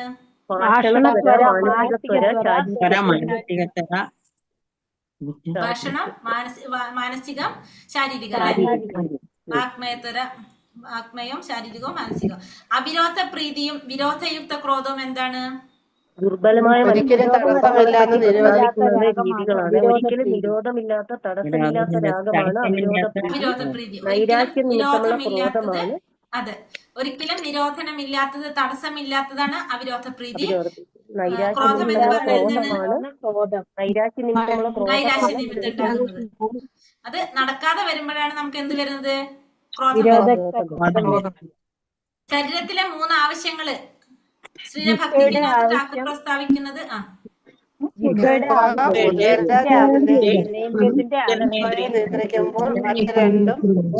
ജിഹ്വയുടെ ഉദരത്തിന്റെ ഉപസ്ഥത്തിന്റെ ആവശ്യങ്ങൾ 3 എണ്ണത്തിന്റെ പറയണം അല്ലെ? അതില് ജിഹ്വനെ നിയന്ത്രിച്ചു കഴിഞ്ഞാല് നമുക്ക് എന്ത് സാധിക്കും? മറ്റു രണ്ടിനെയും കൂടി നിയന്ത്രിക്കാനായിട്ട് സാധിക്കും. എങ്ങനെയുള്ളവർക്ക് കൃഷ്ണനെ ലഭിക്കാൻ പ്രയാസാണ്? രസനാപ്രീതിക്ക് രസനാപ്രീതിക്ക് വേണ്ടിയിട്ട് അങ്ങും ഇങ്ങും അന്വേഷിച്ച് നടക്കുന്നവർക്ക്, അതിൽ ആസക്തരുള്ളവർക്ക് എന്ത് സാധിക്കില്ല? ഭഗവാനെ ലഭിക്കാൻ പ്രയാസമായിരിക്കും. ഉദരത്തിന്റെ ത്വര എങ്ങനെ നിയന്ത്രിക്കാം?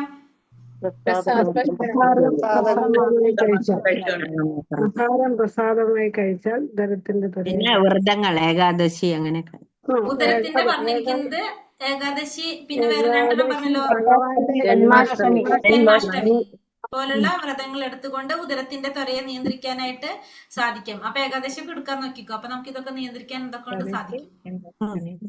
ഗോസ്വാമി, ഗോദാസൻ ഇവ ആരാണ്?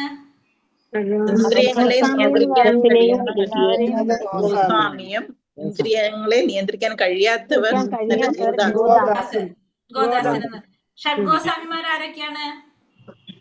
രൂപഗോസ്വാമി, ജീവഗോസ്വാമി, സനാതന ഗോസ്വാമി,